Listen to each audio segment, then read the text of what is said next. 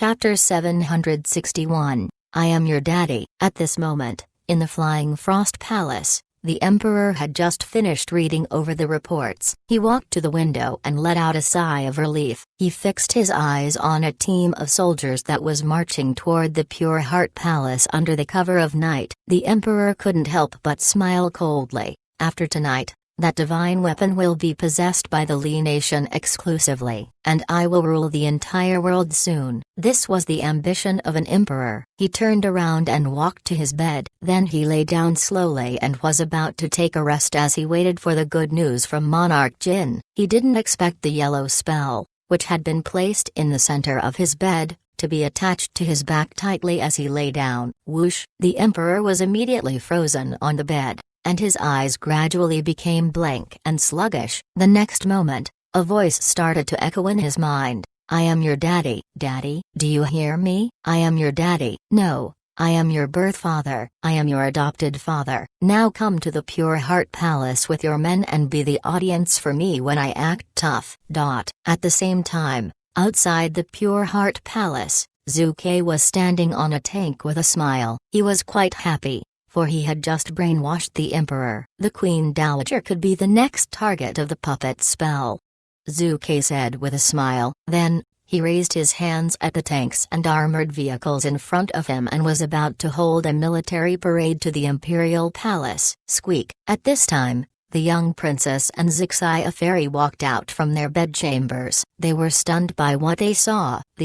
What are these? They had never seen things like this before. The tanks, the rocket launchers, the jet fighters, or the Iron Men. The two of them stood on the spot, dumbfounded. The military parade of the Exploding Heavens faction starts now. Standing on the tank, Zhu Ke was just like an emperor. He shouted majestically and waved his arms. Boom! Instantly, all the weapons and vehicles in the square were activated and started to move forward slowly. Almost at the same time, a team of soldiers appeared at the arched door of the Pure Heart Palace. The team was led by Monarch Jin, who shouted majestically, waving a pistol, Huan, you're a rebel, just get out. Before finishing his words, Monarch Jin stood stunned on the spot. The 1,000 Dare to Die soldiers behind him were also shocked and stood rooted to their spots. They couldn't believe what they were seeing. Many gigantic steel monsters were moving slowly in front of them. Their orderly queue,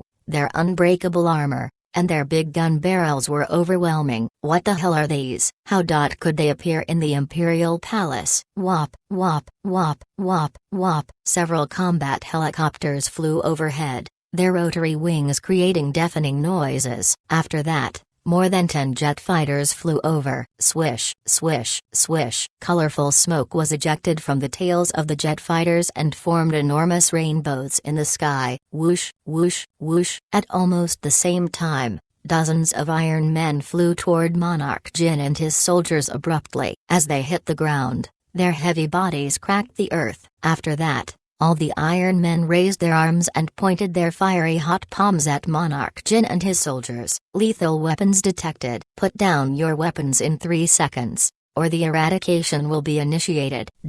Flop. Monarch Jin fell to the ground from his horse in terror. He couldn't believe the iron soldiers in front of him could even talk. The Dare to Die soldiers behind him were also unable to move or speak. 3 seconds passed, and Monarch Jin's pistol dropped to the ground. But his soldiers didn't drop their weapons. Whoosh! Suddenly, a dazzling light beam gushed out from the palm of one Iron Man. Bang! A Dare to Die soldier was blown up immediately. He fell to the ground and died instantly. This sudden scene woke up those other Dare to Die soldiers. Monarch Jin also changed his expression and shouted hurriedly, drop your pistols, quickly. He had no time to kill Zhu Ke. The power gap was so distinct, any steel vehicle could crush them, let alone those iron soldiers. They didn't stand a chance to win. Patter, patter, patter. All at once, all the Dare to Die soldiers dropped their pistols from sheer terror, as they looked at those Iron Men in a disturbed way. Even though they were ready to die,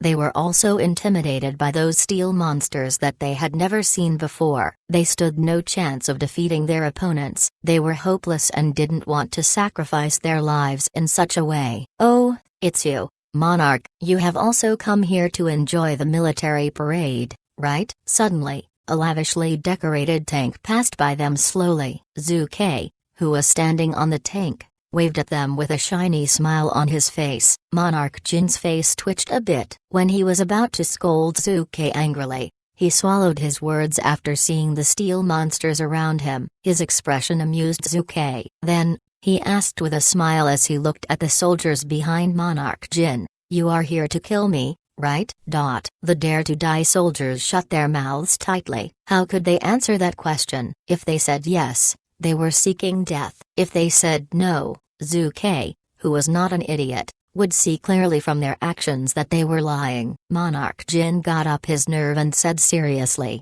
"Huan, release my daughter and I'll forget what you've done." "What? You will forget what I've done, but I will never forget what you've done." Zhu Ke smiled meanly and waved his arms. The Iron Men raised their arms at the same time. In a matter of seconds, the tanks and rocket launchers also stopped. Clang, clang. The vehicles pointed their guns at Monarch Jin and his soldiers. The soldiers turned pale and took a step backward immediately. Monarch Jin couldn't stand it anymore. He shouted angrily, "Huan, are you really going to be the enemy of the entire Li nation?" "The enemy of the Li nation?"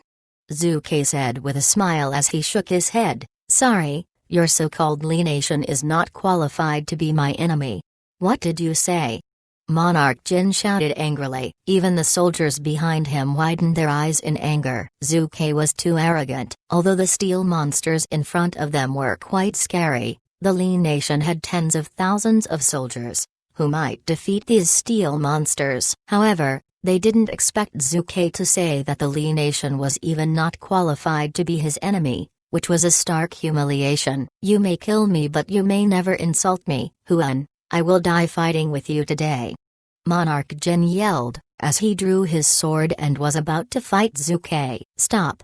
From somewhere, a sharp demand rang out. People turned around and found the beautiful Queen Dowager was walking toward them hurriedly. In the shade of night, her beautiful face was full of anger. "We greet you, Queen Dowager."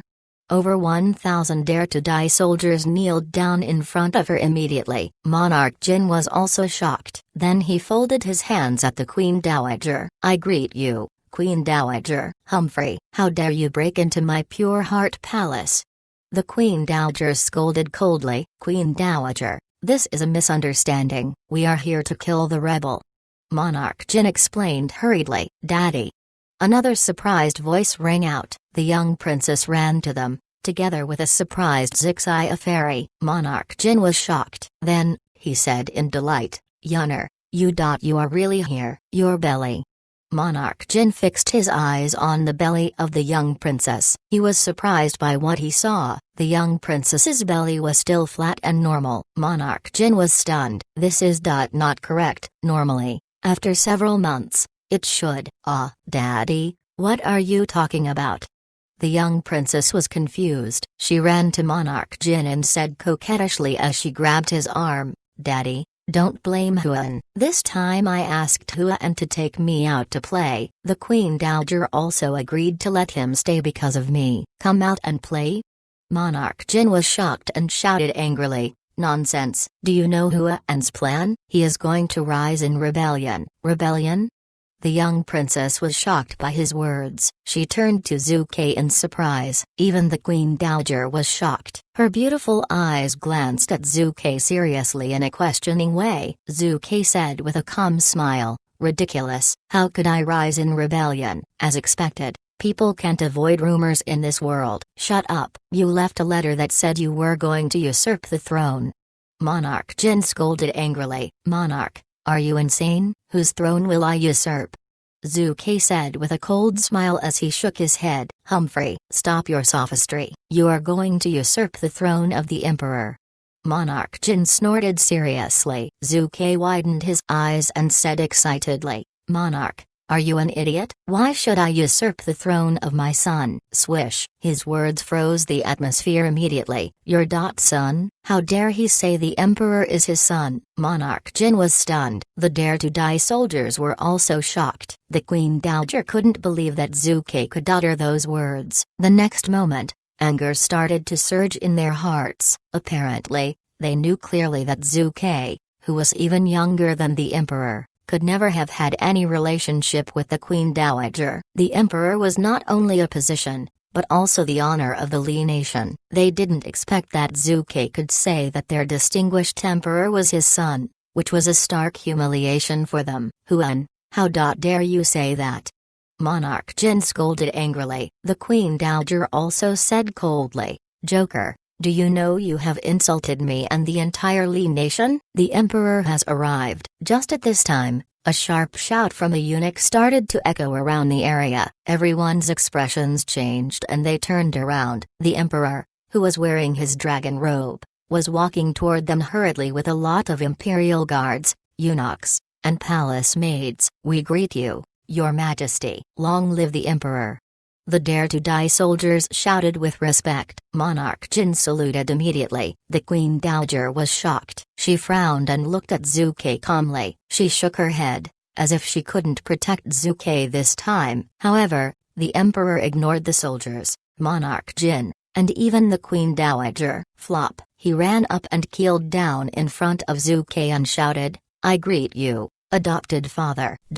Chapter 762. Time flies by. The spacious Pure Heart Palace was in dead silence at this moment. Everyone was dumbfounded and didn't know what they had seen. He is the Supreme Emperor. How could he kneel down in front of a young man and call the young man adopted father? Everyone's minds were blank. Monarch Jin was totally shocked. The young princess covered her mouth with her hands. Zixi, a fairy, who had lost all her previous memories, was also stunned at his moment. Even the Queen Dowager almost fainted because of the shock. What is going on? "Your Majesty, what are you doing?" "Your Majesty, you are the Supreme Emperor. How could you kneel down in front of him?" At this time, the imperial guards, eunuchs, and palace maids behind the emperor exclaimed, as they tried to pull him up. However, they didn't expect that the emperor would scold them angrily. "Behave yourselves. Joker is my adopted father. Why don't you greet him?" "What, you ask us to greet him?" The people didn't know what to do. They shouldn't disobey the emperor's order,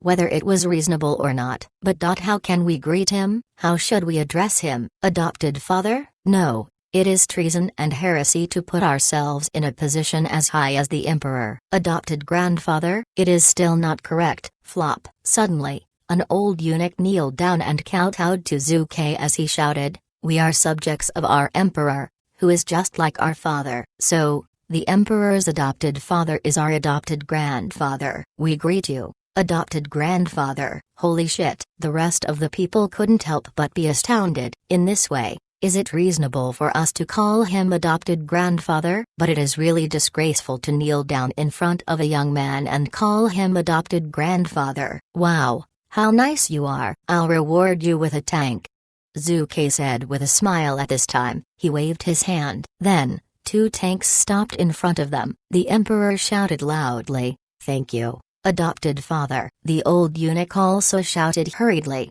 "Thank you, adopted grandfather." The rest of the people opened their eyes wide in shock. Damn, his rewards are really rash. One could get a steel monster as a reward after calling him adopted father or adopted grandfather. Flop, flop, flop. The next moment, all the Dare to Die soldiers and imperial guards kneeled down abruptly and kowtowed to Zhu Kai as they shouted, "We greet you, adopted grandfather."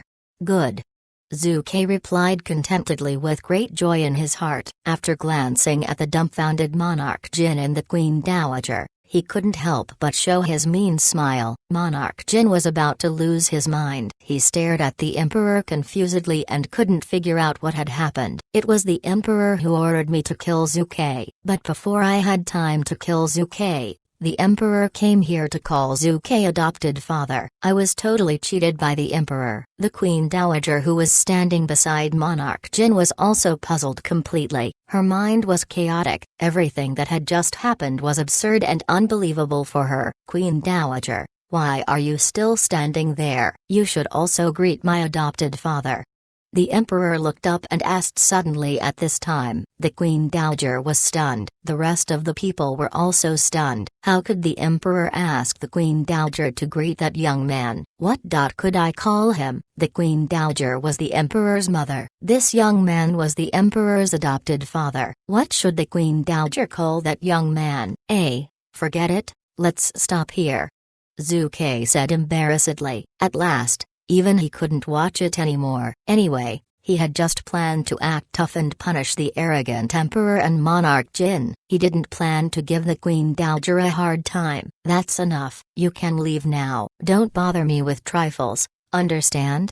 Zhu Kai said, like an old man. Although the onlookers were not convinced, they had to lower their heads and said, as you wish. Then all of them left. Monarch Jin also left. He caught up with the emperor and tried to ask him what had happened. The emperor replied seriously, don't mention this again. From now on, he is my most revered adopted father. Anyone who dares to bother him will be beheaded on the spot. After saying that, the emperor walked away, leaving the confused monarch Jin in the wind. At the same time, Zhu Kai had returned to the Pure Heart Palace. The Queen Dowager was about to ask what he had done, but Zhu Kai refused to talk with her directly. After going back to his bedchamber, he closed the door and even didn't want to continue the military parade. He sat on the chair and stared at the system interface angrily. Then the system sent him a message, which said that the order of debt collector Beatsteaders placed by him had been accepted. This was a good thing. However, Ye Kaiyu, who accepted the order, was too arrogant and even left a message for Zhu Kai. Zhu Kai, you are a little bastard. Just wait for me. How dare you ask me, the king of tough acting, to be a runner by spending only one acting tough point. Debt collector Beatsteaders will always accomplish its tasks. Your items will be delivered to you within a period from 1 month to 10 years, no matter if you are in the spiritual realm, the mortal world, or the demon world. Debt collector Beatsteaders is your trustworthy brand. Holy shit, little bastard. The more Zhu Kai read this message, the more annoyed he was. He even wanted to go back to Earth and kill that Ye Kaiyu. Zhu Kai knew he couldn't go back to Earth temporarily, so he had to suppress his anger. After pondering it a bit, he summoned a system and said with a smile, System, open the interface. I want to reply to Ye Kaiyu, who has accepted my order. Ding. Connection established. The host can leave a message now. Zhu Kai raised his eyebrows and smiled coldly at the message board. You are Ye Kaiyu, right? Now almost nobody dares to speak to me, the saint of tough acting, in this way. Don't get the idea that I won't beat you up because your daughter is cute. As a cultivator who will reach the form synthesis stage soon, I am invincible in this world. You'd better deliver my phone card and cigarettes as soon as possible, otherwise, I will ruin you by giving you a negative feedback. Hey. After saying that, Zhu Kai pressed the send button contentedly. However, after a short while, he raised his eyebrows and summoned the message board again. Then, he said, right, I want to tell you another important thing. You should send me the picture of your daughter together with her vital statistics. Remember, this relates to world peace. Please take it seriously. Ding. The debt collector Beatsteader function stipulates that you can only reply to him once to avoid dimensional disorder. Damn. Zhu Kai was annoyed immediately. Why could I only reply to him once? No, I haven't sent the most important information. Things will go wrong. In this way. Ding. The debt collector Beatsteader function is deactivated. The host can wait for the delivery patiently. After the warning tone, the debt collector Beatsteader function went dim in the interface. No matter how hard Zhu Kai tried to activate it, it wouldn't come out again. After all, he could only use this function once. If he wanted to use it again, he had to upgrade the system first. TSK. This is too bad. The user experience of this debt collector Beatsteader is quite poor. Humphrey, I will sort out the name list in the debt collector Beatsteader and punish all of them by wearing golden armor and standing on the 7-color auspicious clouds. Zhu Kai snorted before closing the system interface. The coming days were so boring for Zhu Kai. With one puppet spell, he became the adopted father of the emperor. No one dared to provoke him in the imperial palace. including the Queen Dowager. But his life became more and more boring in this way. In the beginning, he used to wander around driving tanks or helicopters. However, he could only use the rent-free card 3 times, and each time he could only enjoy the function for 1 day. To kill those boring days, he started to visit the temporary residence of the Queen Dowager frequently. Then the rooms of Zixia Fairy and the young princess became the places where he could always be found. As time flew by, he had led this life for 5 years. Many things occurred during those 5 years. People in the imperial palace had got used to the existence of Zhu Ke. Once upon a time, the bordering enemy state invaded the Li nation. Zhu Ke organized a high-tech army by using the rent-free card. Within 1 day,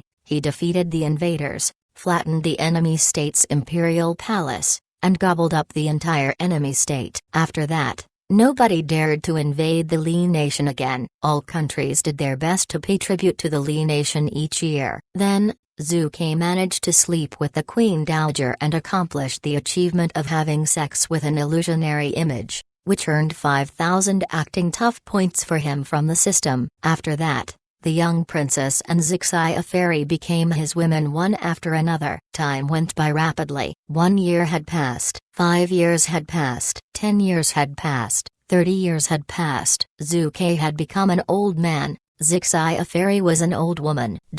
Chapter 763, The Return. After breaking the spell, 30 years were almost half of a lifetime for ordinary people. In this illusionary realm, Zhu Ke couldn't escape the corrosion of aging, even though he had the assistance of the automatic recovery function. After all, the automatic recovery function could only help him retain his best condition and health, but it couldn't lengthen his life. After leading a life as an ordinary person for 30 years, his young and arrogant heart had mellowed at last. Now he was mature enough to stay calm when he peeped at naked women.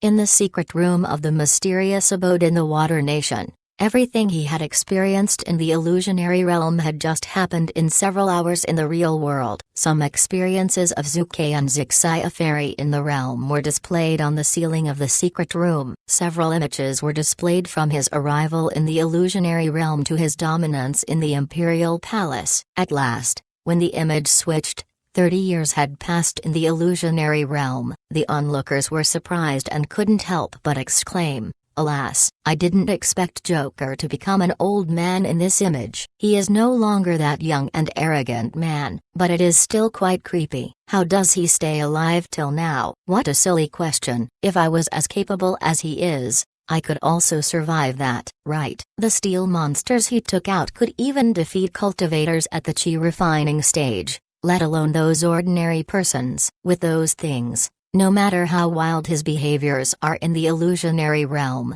nobody could harm him a bit. I am a little bit curious whether this guy has really lost his memories, right? Normally, if he lost his memory, there would be no reason for him to love the woman who entered the illusionary realm together with him. Yes, that woman is naturally good. Her character is even better than the young princess and the Queen Dowager. However, she is too ugly. Before their entry, everyone knew the relationship between them was unusual, but none of us expected the guy wouldn't change his heart in the illusionary realm. It is quite rare. Could true love really exist in this world? Look, the image switched again, someone exclaimed. The rest of the cultivators looked up immediately. Whoosh! The image on the ceiling was changed again after the flicker of a strand of white light. Apparently, several decades had passed again with the flicker of light. The cultivators were surprised when they saw Zhu Ke, who was already gray-haired, in the image. Moreover, he was no longer in the imperial palace. Now, he was living on the top of a desolate mountain with a gray-haired old woman. Only the two of them were living on this enormous mountain. It was not difficult to tell that the gray-haired old woman was Zixia Fairy from her face. Zhu Ke and Zixia Fairy were cooking in their shabby cottage. Zixia Fairy,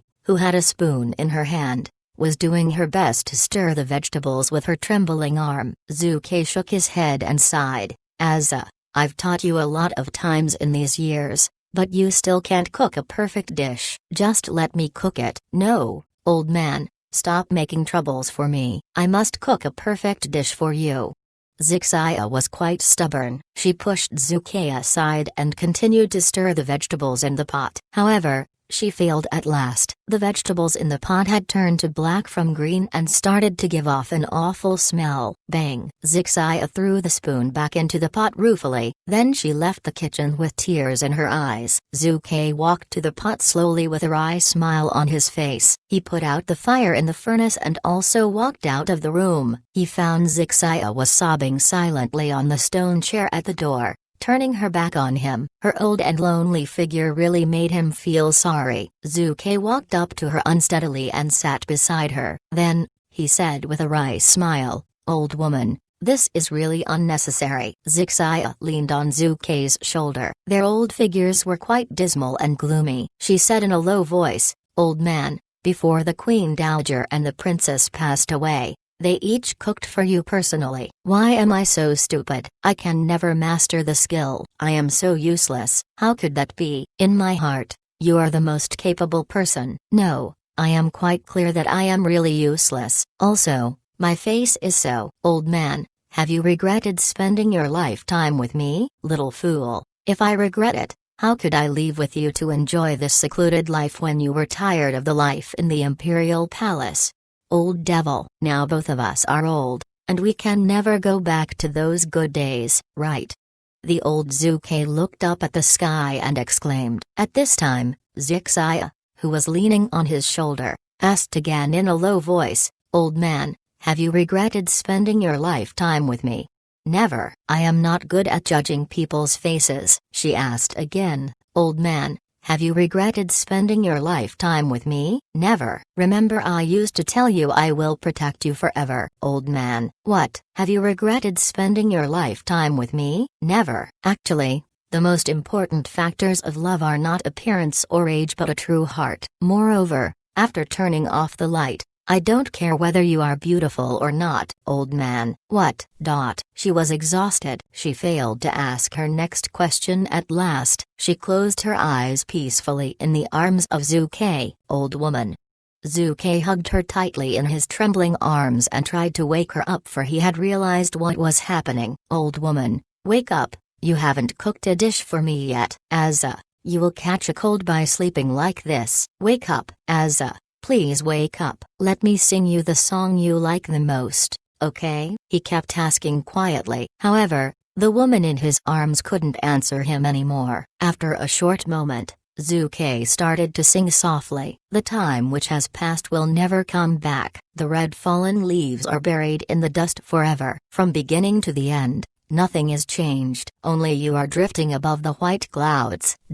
At this moment, all the cultivators in the secret room were stunned by this scene. The old figures of Zuke and Zixia Fairy made all of them sad. One had become forgetful, who would always forget something she had just asked. The other one was old but could still keep his beginner's mind, who could always answer her repeated questions patiently and sincerely. At last, she passed away. She passed away happily and peacefully in his arms. The only thing she didn't forget was that she failed to cook a dish for him in her lifetime. "Hold your hand and age with you. With your hand in my hand, I won't ask for anything more." This devoted and peaceful life was long cherished by many people. This is so touching.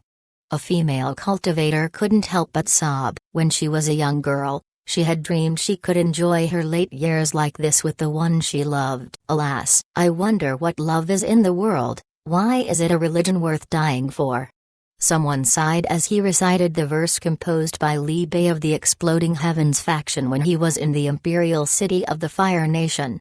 Although everyone knew these were just illusionary images, after witnessing the test for Zuke and Zixia Fairy, many people couldn't help but exclaim in their hearts, "What a hard-won true love!" Rumble. All of a sudden, a big bang came from the image in the illusory realm. People were startled and looked up. Then, they were shocked by what they saw. Numerous mountains, as well as the sky in the illusionary realm, were cracking slowly. The image of Zuke, who was hugging Zixia in his arms, was being distorted. Whoosh! At last, they disappeared in a strand of white light. Everything in the illusionary realm was crushed like fragments of a broken mirror. Then, all the fragments were turned into a strand of light, which dashed toward the secret room and reappeared beneath the feet of Zuke and Zixai Aferi.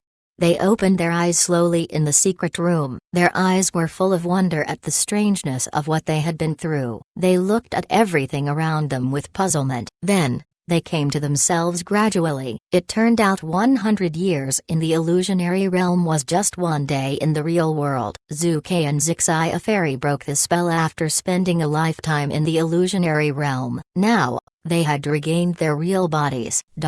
Chapter 764. Here we are. All the cultivators in the secret room of the abode were shocked. None of them expected the illusionary realm could be broken in this way. Also, they didn't expect Zuke and Zixai Aferi could wake up and return safely. After being trapped in the secret realm, several hundred cultivators had entered, and only these two had returned alive. I got it. I know how to break the spell. Just ignore all the rest of the issues. As a human being, no one could be isolated from the 7 emotions and 6 sensory pleasures. We could only break the spell by keeping alive to the end. I see. This is not a spell of 7 emotions and 6 sensory pleasures, but a spell of life or death, whatever. Anyway, we should try to break the spell, right? After entering the realm, we should take advantage of our remaining memories. We can even survive the spell by finding an uninhabited place to spend the rest of our lives in the realm. All at once, many people started to shout and jump for joy. They had found the key to break the spell from the experience of Zuke and Zixai Aferi. Although this method could not guarantee all of them would survive, their survival probability had been enhanced remarkably. Thank you, Exploding Heavens faction. Thank you, Joker and Lady Eza. They expressed their heartfelt appreciation to Zuke and Zixai Aferi with delight. However, Zuke was still feeling a little bit absent-minded at this time. Although he had kept all his memories, he had spent several decades in the illusionary realm. During this period, he had become a gray-haired old man. He had experienced a lot of things and finished a lifetime of an ordinary person, which was exciting. He kept reminding himself that everything in the illusionary realm was unreal. The Queen Dowager, the young princess, and all the rest of the people were just images. However, they also went through their lives together with Zuke, and passed away one after another. At last, the ordinary person would never get away from the circle of birth, old age, sickness, and death. At last, Zixai Aferi also passed away. At that moment, he also fell asleep in his song. After breaking the spell, he got a feeling of waking up from a dream, which was quite complicated and frustrating. Actually, this is really a spell of 7 emotions and 6 sensory pleasures. Hearing the onlookers cheer, Zuke sighed and shook his head slightly. At this time, Zixai Aferi was also a little bit bewildered, as even Zuke's mood was influenced when he had left the spell. Zixai Aferi, who had lost all her memories and thought she was a servant girl in the illusionary realm, was much more influenced. Zixai Aferi was standing there quietly. The cheers of the onlookers were ignored by her. She recalled everything that had happened in the illusionary realm just like a beautiful, warm, and happy dream. She remembered she had gone through her life with Zuke. Although her Taoist body was quite ugly, Zuke spent his lifetime to stay with her and created a perfect love story for her. They played together in the Imperial Palace. They cooked together and did things they loved to do together until they got old. Now everything was finished. Her heart was also filled with complicated feelings and even the inexplicable sense of loss, because all those beautiful things had become history from this moment. Lady Eza, we are back. She could hear Zuke's voice at this moment. He almost called her old woman again because of his habit in the illusionary realm, but he corrected himself at last. Zixai Aferi turned around and looked at him as she nodded with a faint smile. She knew clearly that he was really a nice young man, because everyone lost memories in the illusionary realm. But this young man stayed with her to the end. This meant that what he said before was real. He wouldn't change his attitude according to the appearance of a person, and he would always keep his word. What a fearless and love-struck young man. Let's go, Zixai Aferi said softly. She walked up and tried to grab Zuke's hand like she always did in the illusionary realm. However, when she had just raised her arm, She put it down secretly. She realized they had regained their real bodies. It was inappropriate for them to act like that. Okay, let's go.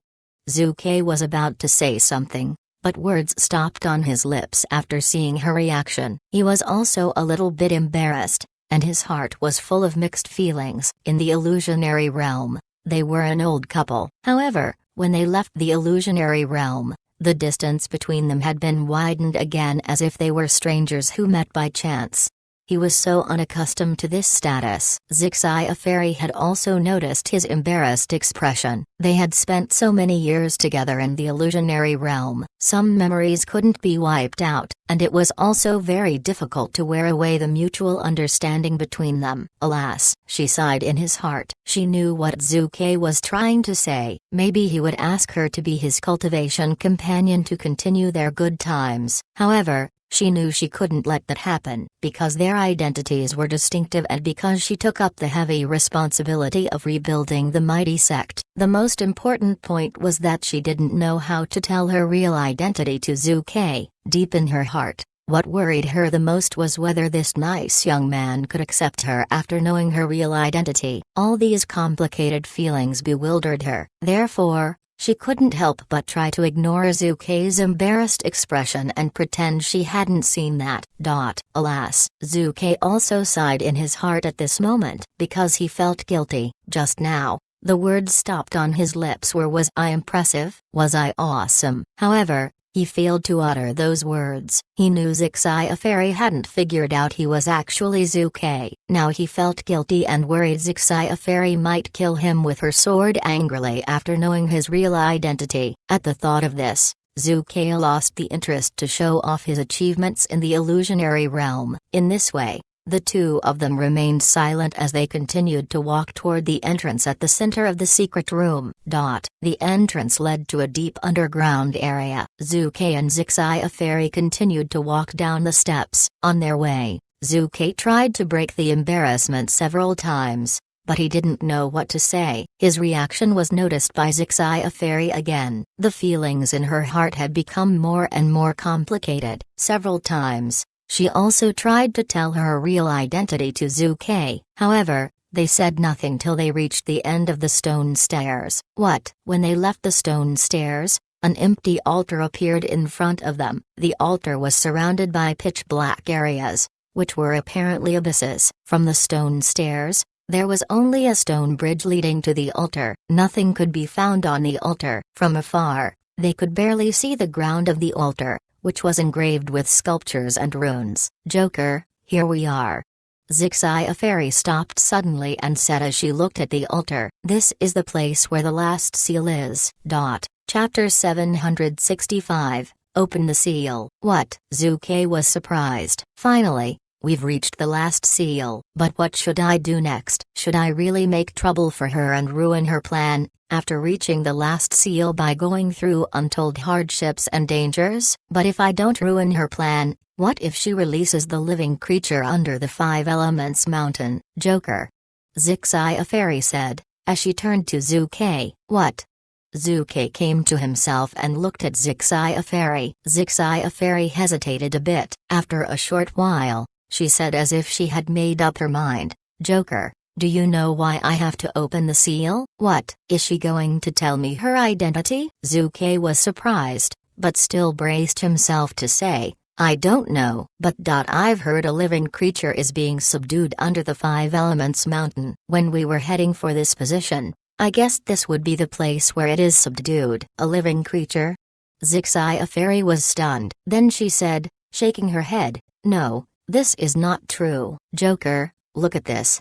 As she said this, she took out a jade slip from her storage ring and injected her true core strength into it. Whoosh! The next moment, dazzling light appeared on the jade slip, which formed a lot of characters in the air. In year 421 of the ancient barbaric calendar, I found the Vajra Five Elements stick, from which I got the method to open the seals. So, I investigated the Five Elements Mountain again and tried to open the seals. I didn't expect when I opened the seals that the heaven and earth would be trembling and the void cracked. I could faintly see a strand of golden light slipped out when the void was torn open. Then, I checked the area beneath the Five Elements mountain, but I found nothing there. After that, I felt guilty for what I had done, so I brought Dragon's Veins of Five Elements here to reseal the Five Elements mountain at the cost of 3,000 years of my life.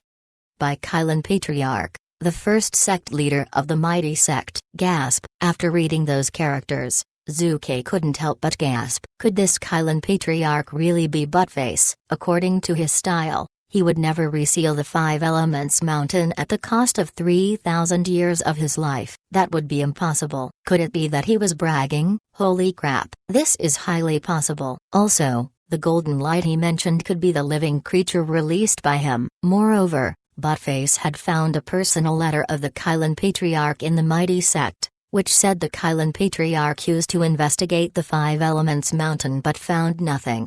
However, this jade slip included the most recent information, which was held by Zixia Fairy. That was the reason that Buttface and Wanju didn't know about it. At the thought of this, Zuke figured out the origin and development of this issue. Then, he let out a sigh of relief. At least, it was unnecessary to be perplexed about whether he should stop Zixia Fairy. As long as there was no living creature under the Five Elements mountain, no danger would be caused if this seal was opened. So he turned to Zixia Fairy and asked with puzzlement, "Lady Azza, what is this mighty sect? I've never heard of it." Zixia Fairy replied in an unnatural way as she tried to avoid eye contact with Zuke. The mighty sect is not located in the Five Elements mountain but in the overseas area. It is quite normal that you haven't heard of it. Oh, I see. Zuke nodded. However, his heart was filled with wild joy. I haven't heard of the mighty sect? No way. I even know Buttface, who is the founder of your mighty sect. Joker.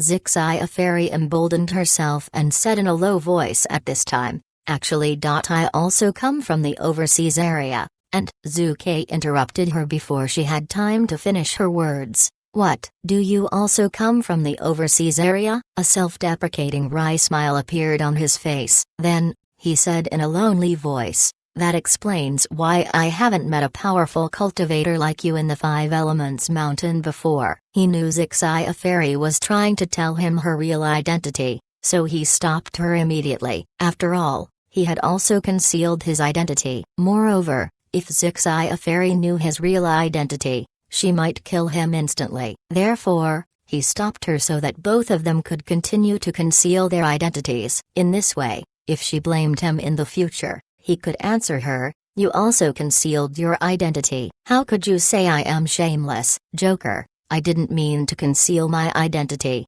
Zixia Fairy explained hurriedly. She noticed Zuke was so excited after knowing she was from the overseas area, so she didn't dare to continue her confession. She was worried this young man couldn't accept the fact if she told him she was the peak lord of the Zixia Peak of the mighty sect several thousand years ago and now she had already reached the great vehicle stage. "I know, it doesn't matter. I don't blame you." Zuke waved his hand with a faint smile. However, a strand of melancholy and depression appeared in his eyes. His mood change was noticed by Zixia Fairy, who started to feel guilty in her heart. After a short silence, she said again, "Actually, the overseas area is in great danger now of being invaded by its enemies. So, I tried to open the seal of the Five Elements mountain, which could enhance the power of one shackle in the overseas area, so that it could keep the enemies off. As expected, she came here to open the seal." Zuke murmured to himself. However, he still pretended to be surprised as he said, "I know that members of the Exploding Heavens faction are talking about this topic now." Zuke said he can defeat those invaders. "Why do you still want to open the seal?" "You underestimate those invaders." Zuke couldn't even. Zuke is not powerful enough to defeat them. Therefore, I have to open the seal to give the cultivators of the overseas area several decades to prepare their defenses. Zixia Fairy's voice became lower and lower because she had just told two lies. First, she had been about to say that Zuke couldn't even defeat her. Second, she wanted to open the seal so that she could have several decades more to prepare the defense. Otherwise, she was not confident enough to defeat those invaders. However, her reaction was also noticed by Zuke, who had figured out her intention. In these circumstances, Zhu Ke couldn't argue with her, so he nodded and said immediately, "I see, Lady Azza. You are so nice. Let's open the seal together to buy those cultivators more time." "Okay."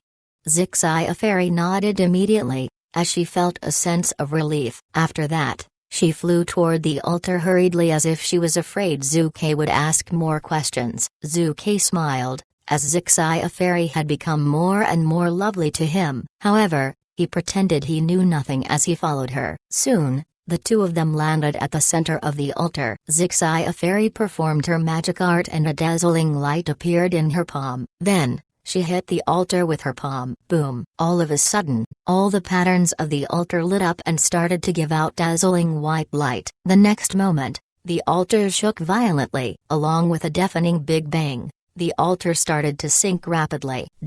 Chapter 766. It's time for the real show. The altar was gradually sinking, with rays of dim light surrounding it, making it look like the infinite void. Zhu Ke was surprised, and he was trying to discover what the light really was. Bang! The altar suddenly shook and stopped entirely. It was completely dark all around. Zhu Ke found that there was a stone wall in front of the altar, and on the altar there was an ancient stone door that was full of carved bronze patterns. The patterns looked very peculiar and complicated, and rusty as well. In the middle of the door, there was a piece of yellow Chinese talisman. Zixia Fairy walked forward and said with a serious face, "Joker, the yellow Chinese talisman is the last seal. I need to concentrate before I tear it off. The altar will immediately crumble as soon as my hand touches it, and the ghost hands will reach out to catch me." "Zixia, don't worry, I will protect you."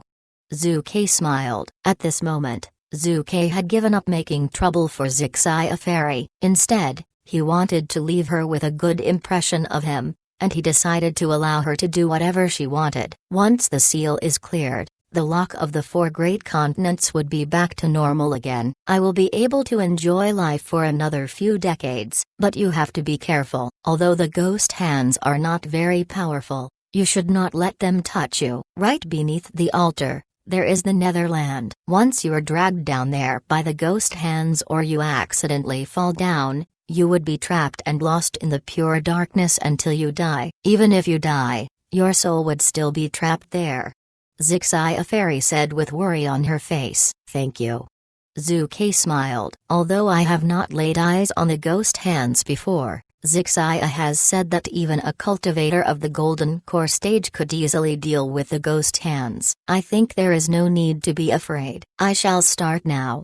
Zixia Fairy hesitated for a bit and then walked to the stone door and stopped. Her face was very serious. Then she slowly raised up her hands and began to chant complicated incantations one after another. In the blink of an eye, the magnificent true strength erupted across her fingers and started to shine in the pure darkness. By the time she chanted the last incantation, the light across her fingers looked like a ball of golden fire and gave out the Taoist connotation. "Broken!" she shouted and hit right at the talisman on the stone door with the golden fire on her palm. Bang! The stone door shook heavily suddenly and the dust on its surface fell onto the ground. At the same time, the talisman began to shine with a golden light and the altar started to tremble. All of a sudden, Zhu Ke could feel the hard altar begin to soften, as if it was going to become a pile of muddy land. Bang! Bang! Bang! Countless small holes appeared in the altar, and, the next minute, a huge number of black palms reached out quickly. The palms, which were made of black mist and with sharp fingernails, began to twist like crazy. Anyone with trypophobia would definitely be terribly frightened by this scene. Seeing this, Zhu Ke calmly took out a sharp sword from the system's parcel and instilled lots of true strength into it. "Zixia, you just focus on the seal. I will take care of these ghost hands for you."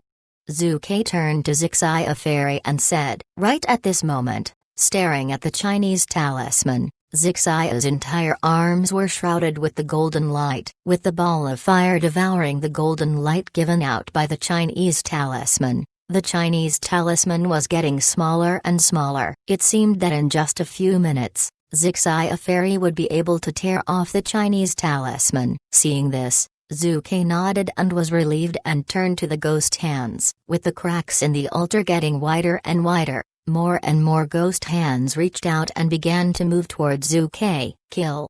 Zhu Kai shouted and brandished his sharp sword. Bang! The true core strength swirling around the tip of the sword suddenly turned into a bright shadow of sword and flew forward. Bang! Bang! Bang! A huge amount of ghost hands were destroyed and changed into lots of black mist. The mist rose up and quickly sneaked into the crack of the altar. It is so damn easy. Zhu Kai smiled and continued to brandish the sword to cut off the rest of the ghost hands. But soon, things were getting rather tricky. The ghost hands that had been cut off reached out from the crack again. For God's sake, we are not done yet.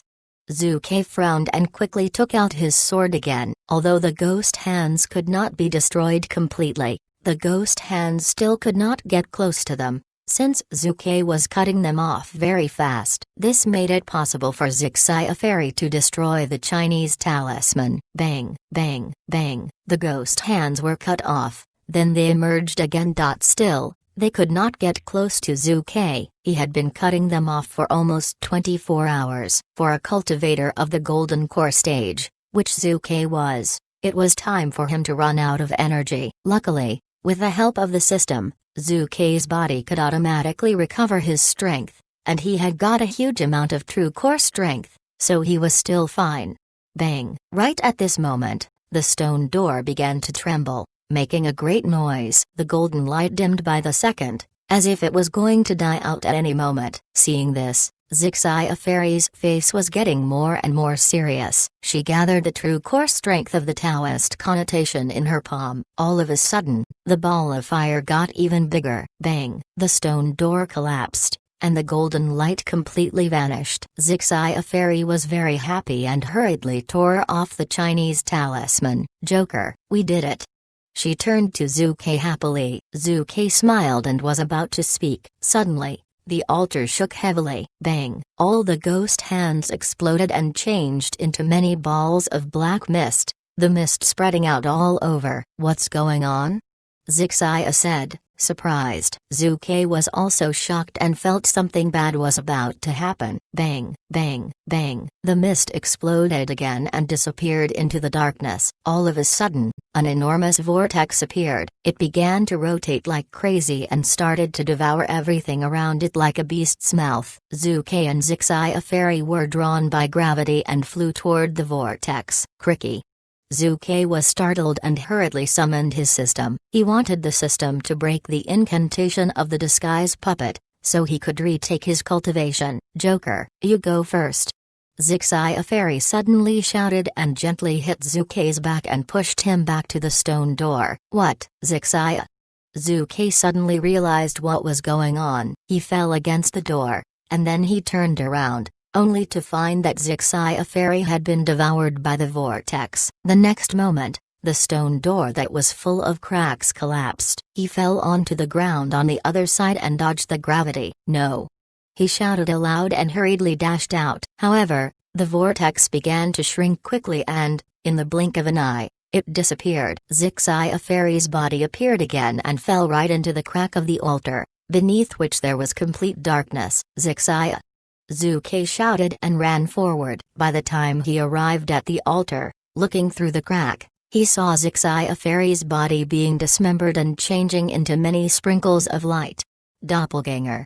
Zhu Kai was a bit stunned. The light then slowly rose up and stopped behind Zhu Kai. He could feel Zixia Fairy's smell and realized that Zixia Fairy was not devoured by the abyss, and she was about to reveal herself. It's time for the real show. No, Zixia! Zhu Kai suddenly shouted at the abyss and sat aside the altar, as if he had used up all his energy. The next moment, tears rolled down his face. Why have you saved me? You can't leave me here. Come back. Behind him, Zixia Fairy was slowly walking out from the dazzling light. She was still wearing a beautiful robe. Her face was as stunning as always, her body still curvy. She looked like a fairy from the heavens. She moved her lips and was about to speak. She wanted to tell Zhu Kai that she was still alive. But when she saw Zhu Kai sitting next to the altar and crying, She stopped and felt very complicated. Maybe I should just leave like this and never see him again. Anyway, we can't be together. Now that the seal has been unlocked, the 4 great continents can be safe for another few decades, even if the lock will break at some point in the future. Not only should I work hard to rebuild the mighty sect, I also should protect my peers and stop enemies coming from the outside, which means that I am always in a dangerous situation. If I let him be by my side,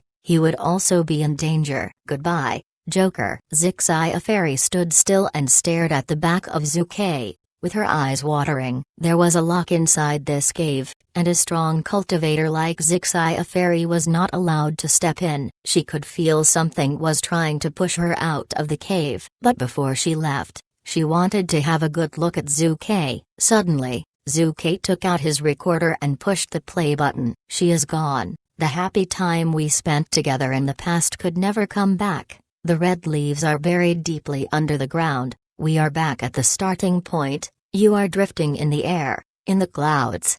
The familiar tune echoed again. Hearing this, Zixia Fairy was stunned and all her memories began to flash back in her mind. The time when he risked his life to save me at the arrays that consisted of checkerboards, the time in the illusion world, when he stayed by my side and told me he would never leave me, the moment when he was about to say the words I have been yearning for. Thinking of this, she could no longer suppress her feelings and began to walk forward. Joe, what's going on? She said gently. But how should I explain myself to him when he sees me? Zixia. Zukei suddenly turned around, but when he saw Zixia's beautiful face, he was shocked. His face was already twisted by his sorrow and full of tears. He was very disappointed and shook his head. I am sorry. I thought you were someone I know. I just lost someone who is very important to me. Then he stopped and tears rolled down again. Someone who is very important to him? Hearing this, Zixia Fairy was about to tell him the truth, since she could not bear seeing him drowning in sorrow. After a while, she said, I am so sorry. I am sure you are also very important to her, and, most of all, she knows that too. And the last thing she wants to see is you being sad. No, she can't know, since I have never told her. And now she has died. Zukei began to cry again. She must have already known that. Zukei shook his head and suddenly stood up. He stopped crying and began to stare at the dark abyss. He looked like he had changed into another person, someone who was no longer bright, but full of melancholy. My dearest lover, goodbye. I will never see you again. I sit here alone, looking beyond the world. When spring comes, flowers will blossom again, but my love, you are drifting in the air, in the clouds and never to be found. The music was still on. Zukei suddenly began to sing with his hoarse voice. I was in love with a woman before, but I never really cherished her. By the time I lost her, I was drowned in deep sorrow and regret. This is the worst thing in the world. If I can have the second chance, I will tell her that I love her. Then he closed his eyes, teardrops ran across his face. He strode forward and was about to jump into the abyss. Chapter 767, Joker, I will wait for you. Joker, wait. Zixia Fairy shouted aloud. She was already deeply moved by Zukei's words, and she had never thought he would choose to finish his own life. Luckily, she managed to hold Zukei. What are you doing? Zukei looked at her and said angrily, take your hands off me. Don't stop me saving my Zixia. Joker, are you out of your mind? Why are you doing this? There are still many good girls out there. She is not worth your doing this. Zixia Fairy was about to cry. She was angry and, most of all, she was moved. Zukei sighed and looked up at the sky. For me, she is the most beautiful sea I have ever laid eyes on. For me, she is the whitest clouds I have ever seen. Now she is gone. I will never be able to have all this. Hearing this, Zixia Fairy was stunned. How sentimental he is. How loyal he is to his lover. I never thought I was such an important figure in his life. No wonder he still wanted to stay by my side when we were in the illusion world. Even if he had already lost his memories at that time, the only reason I can think of is that he can no longer live without me. Zixia Fairy sighed and decided to tell him the truth. Never mind, I will follow my heart and will never worry about the future anymore. I only want to stay by his side at this moment. Please take your hands off me, Zhu Kai said with a determined face. Seeing this, Zixia Fairy felt this was all too funny and rolled her eyes at Zhu Kai. Joker, you still haven't recognized me? Zixia Fairy said. Zhu Kai was a bit surprised and frowned. Young lady, please don't play jokes with me. I really don't know you. You even don't remember my voice? Zixia Fairy was a bit cross. Your voice? All of a sudden, Zhu Kai's pupils dilated and he got very excited. You are Zixia, you are really my Zixia, he exclaimed. At the same time, Zixia could feel something powerful was dragging her out of this place. Even the void around her began to twist. Zixia Fairy hurriedly said, Joker, I need to leave now, and I may never be able to step into the Five Elements Mountain again. Remember that I am called Shi King Xuan, the head of the mighty sect in the Zixia Peak. That is why people call me Zixia Fairy. You. At this moment, she was dragged away. She did not fight back, since if she did so, all the locks across the mountain would work together to destroy her. Suddenly, a ray of golden light appeared in her palm, and she hit at the air around her. Bang! The golden light flew toward Zhu Kai's arm and vanished. Joker, this is the purple gold mark. With that, you can withstand the attack of cultivators of the form synthesis stage for 3 times. You shall stay here and cultivate. Once you step into the infant transformation stage, come to find me at the South Continent. I will wait for you.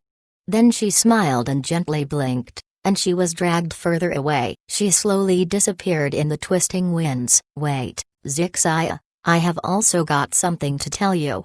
Zhu Kai strode forward and shouted, in fact, I am. No matter how hard Zixia was trying to listen, she still failed. Before Zhu Kai finished his words, she was gone. Zhu Kai. The last 2 words finally came out. Looking at the empty altar, Zhu Kai also felt a bit empty. Never mind, maybe it is better for her to not know who I really am. If she knows, she might be angry and even spit out blood. Zhu Kai forced out a smile and shook his head. Then he rolled up his sleeves and was stunned by the mark. There were 3 purple dots on his arm that looked like 3 black moles. My goodness, I meet someone who gives me 3 moles, and that someone is called Zixia Fairy. Zhu Kai was a bit shocked. Anyway, a Chinese odyssey is just a fairy tale. No matter how similar my experiences are with that of the protagonist in the fairy tale, I am Zhu Kai. I have already got my own Taoist connotation, which no one should ever try to take from me. In the future, I shall kill anyone who gets in my way. I shall live my life as I like. Before Zhu Kai left, he had a look at the collapsed stone door. Earlier, he was busy acting tough and had not had time to see what was behind the stone door. Zixia Fairy was also busy destroying the Chinese talisman and had no energy to care about what would happen once the stone wall was destroyed. Now Zhu Kai got rather curious and interested about this. I am afraid there is nothing good left now. After Buttface has been here 2 times, so he must have already taken everything away. Zhu Kai shook his head and made a judgment about Buttface's character, without realizing he had the same kind of character. Zhu Kai strode inside and found nothing but a shabby little cave. There is really nothing left. Suddenly, he felt again the vibration of his system parcel, but he took no notice, since it had been vibrating since he stepped into the cave. At the same time, the fire stick began to tremble like crazy. Zhu Kai was a bit surprised. He summoned out his system parcel and took out the fire stick. It was still trembling like crazy and the sound of metal cracking echoed in the cave. It seemed that the fire stick was about to fly right up into the sky. My God! Can it be possible that this stick is the legendary? Zhu Kai was astonished. All of a sudden, the fire stick flew away and drove right into the ground. Bang! The entire cave began to shake and the stone wall in the inner side of the cave began to collapse. A huge amount of water came straight down and formed a waterfall that covered the collapsed stone wall. Still, Zuke managed to see what was behind the waterfall. There was a even bigger room behind. This is impossible. It can't be the water curtain cave. Chapter 768. Who is it? Who is it? This is impossible. I must have gone mad. What I thought is just not true. Zuke stared at the waterfall and fell into deep contemplation. The Five Elements Mountain, Zixia Ferry. Zuke could not stop thinking about the movie, A Chinese Odyssey. That was why he was wondering if the cave behind the waterfall might be the water curtain cave. However, he could not figure out how to prove it. I have to think in another way. Zuke stood still and held his jaw with one of his hands and began to brood. Then he arrived at two answers that had nothing to do with the water curtain cave. First, according to the theory of the Exploding Heavens faction, all sticks and stick-like objects are attracted to holes. As soon as a stick penetrated into a hole, it would spurt water. Second, Buttface and Wanjude always said that the fire stick was the key to break the seal. Now that the seal had already been destroyed by Zixia Ferry, the fire stick was still moving around, which meant that it was also the key to some other restrictions set upon the Five Elements Mountain. Clearly, the second guess was right. The collapsed stone wall is supposed to be the restriction. That was why it was moving around. After I penetrated the ground with a stick, the restriction was relieved. I remember that the fire stick belongs to the mighty sect. Anyway, Buttface must have looted this place already. Thinking of this, Zuke shook his head and decided to have a look inside anyway. He pulled the fire stick out and found that it had already gone black and looked like a normal stick, as it was before. He then held it in his hand and walked toward the waterfall. Open! He shouted and brandished the stick. The next minute, a crack appeared in the waterfall. Zuke walked inside and stepped into the cave behind, without getting wet at all. The cave was much bigger than it seemed from outside, and the corners were all covered with grasses and flowers. On the wall, there were also some green plants. It seemed that no one had ever come here before. Still, it looked a bit bizarre. A desolate cave, and there are even grasses here? Zuke frowned and looked around. However, except for the grasses and flowers, there was nothing to see. I knew it. Buttface must have taken everything away when he was still the Kylan Patriarch. Screw him. I will give him a good beating when I see him next time. Zuke was a bit upset, since he had come all the way here, without finding anything valuable. He brandished the fire stick in his hand and was about to leave. Bang! All of a sudden, the waterfall began to rotate and changed into a water dragon that flew toward the cave. Zuke was a bit surprised and easily dodged the water dragon. The water dragon flew past him and hit right into the ground. Surprisingly, the mud on the ground did not absorb its water. Instead, a hole appeared and started getting bigger and bigger. In the blink of an eye, the waterfall disappeared and a small pond came out of nowhere. My goodness, what is going on? Zuke was confused. This cave is really strange. There is cave inside a cave, and there is a pond in the cave. How amazing this is. Then he walked close to the pond and began to stir the water with the fire stick. All of a sudden, the stick began to tremble again and glow. The next minute, the pond moved like crazy, and two rays of golden light came out of the water. Zuke felt as if the two rays of light were a pair of huge eyes that were staring at him. I see, there is a water monster beneath. Come out, you coward. Come and have a fight with me.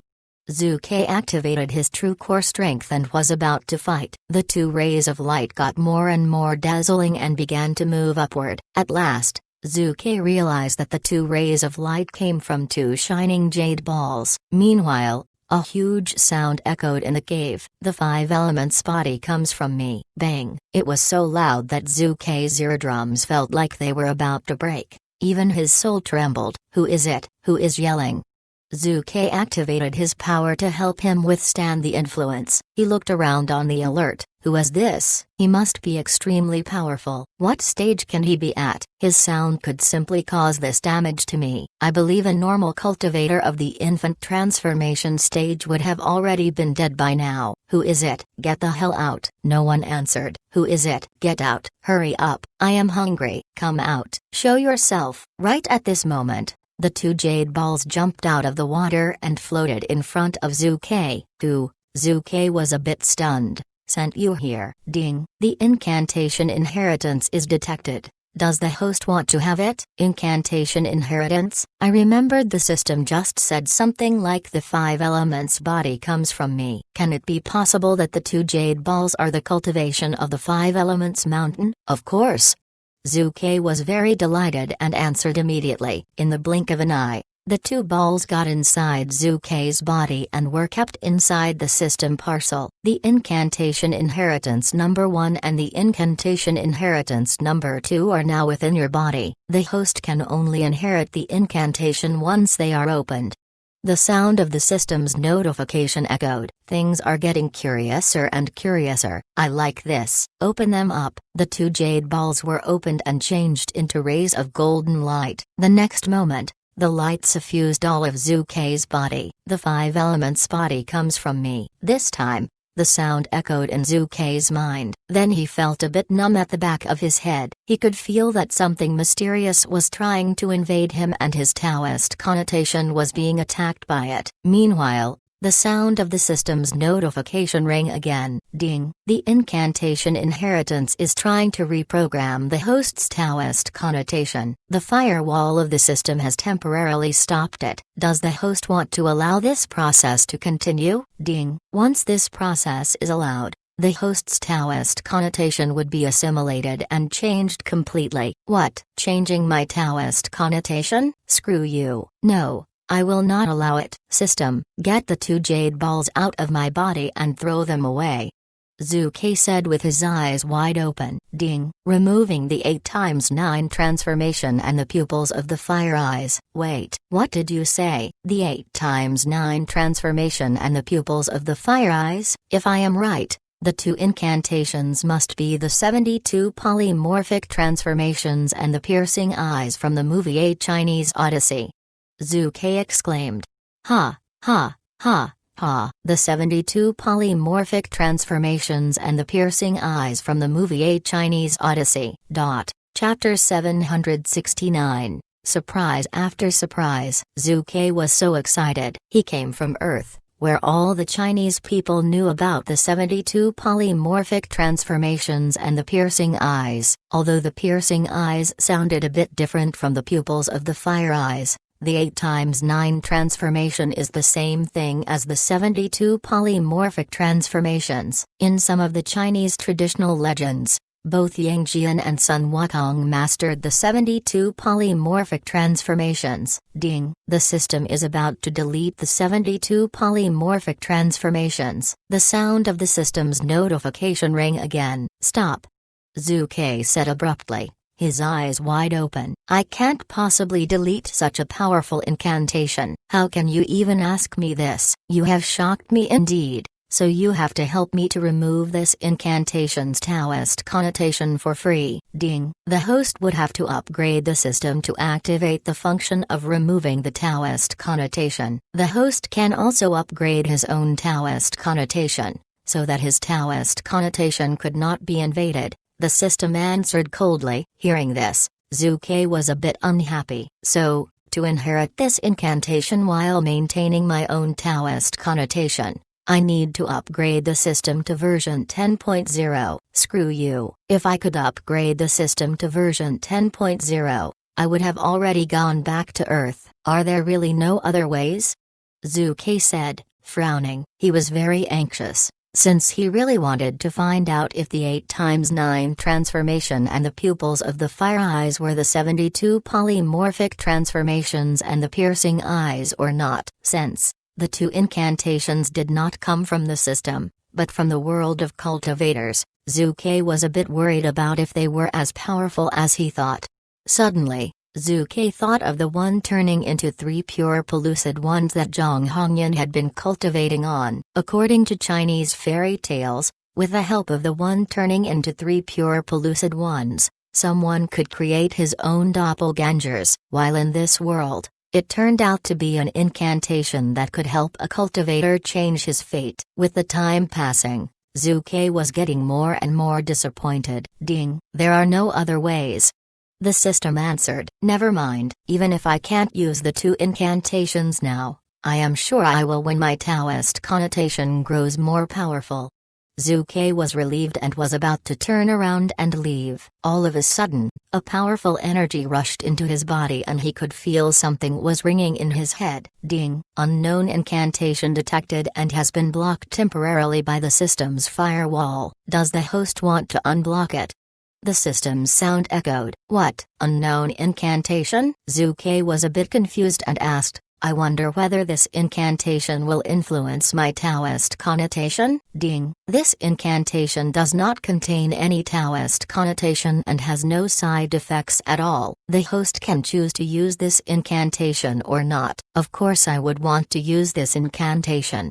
Zhu Ke was very excited. What a big surprise. Just now, I got 2 incantations that I can't use. Now I happen to get another incantation that I can use. Ding. The transmitting process starts. With the sound of the system's notification echoing, Zhu Ke could feel a strong power pass through his entire body. Soon, he had mastered another incantation. But strangely, somehow, he had a déjà vu, as if he had known this incantation before. Ding. The host has already cultivated some parts of this incantation before, and the system has automatically been merging the rest of the parts of the incantation. Ding. Congratulations to the host for successfully merging the incantation. The magnificently derivative dragon and elephant seal, which is of the star rank, has changed into the heaven and earth seal, which is of the moon rank. What is going on?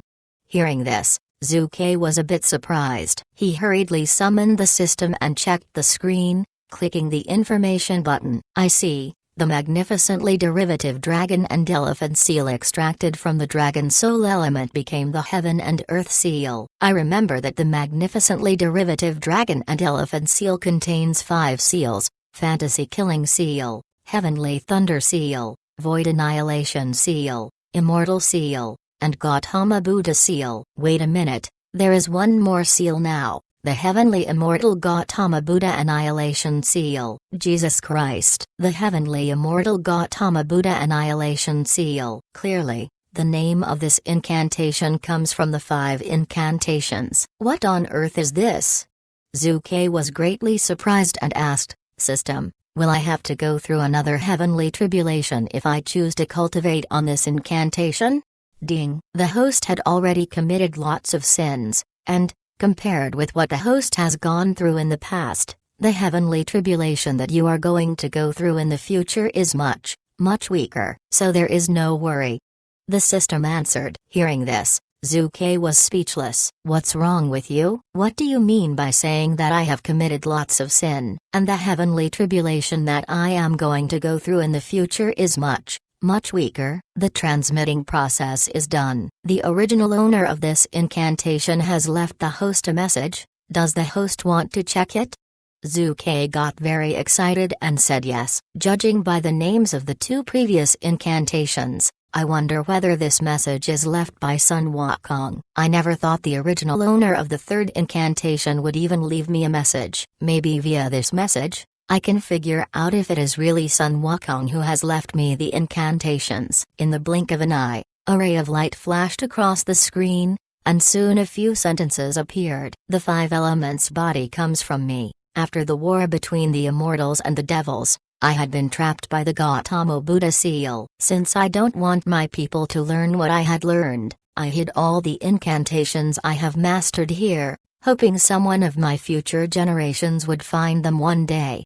That someone must also have the 5 elements body, and his body must be able to resonate with the King Kong stick of 5 elements. Only in this way, he can come here and inherit all my incantations. After reading this, Zhu Ke was shocked. The war between the immortals and the devils. His 5 elements body had been trapped. The Gautama Buddha seal? Wait, this Gautama Buddha seal is the same one as that of the magnificently derivative dragon and elephant seal? No. The magnificently derivative dragon and elephant seal should be called the heaven and earth seal now. Zhu Ke then opened the heaven and earth seal and saw the heaven and earth seal right in front of his eyes. By now, Zhu Ke had only mastered the former 3 incantations of the heaven and earth seal, and he would only be able to use the latter 3 when he cultivated the former 3 into full strength. Still, he was deeply shocked by the few sentences. My goodness, this is exactly like the Wuzishan mountain that trapped Sun Wukong. Zhu Ke was stunned and his heart beat faster. This is really way out of my expectations. I never thought the incantations were this powerful. The heavenly thunder seal of the heaven and earth seal is of the moon rank. Its power is going to be invincible. If I manage to cultivate the former 3 incantations into full strength, by the time when I practice the Gautama Buddha seal, I might be able to crush someone to death with a heavy and enormous 5 elements mountain. How wonderful! Zhu Ke was getting more and more excited. Someone who has the 5 elements body and can resonate with the 5 elements King Kong stick. I see. I happen to meet with the requirements, lol. In the first place, I have no idea what the 5 elements body is, and it was given by the system for free, since at that time, I could not cultivate the ancient 5 elemental arts. I am so lucky.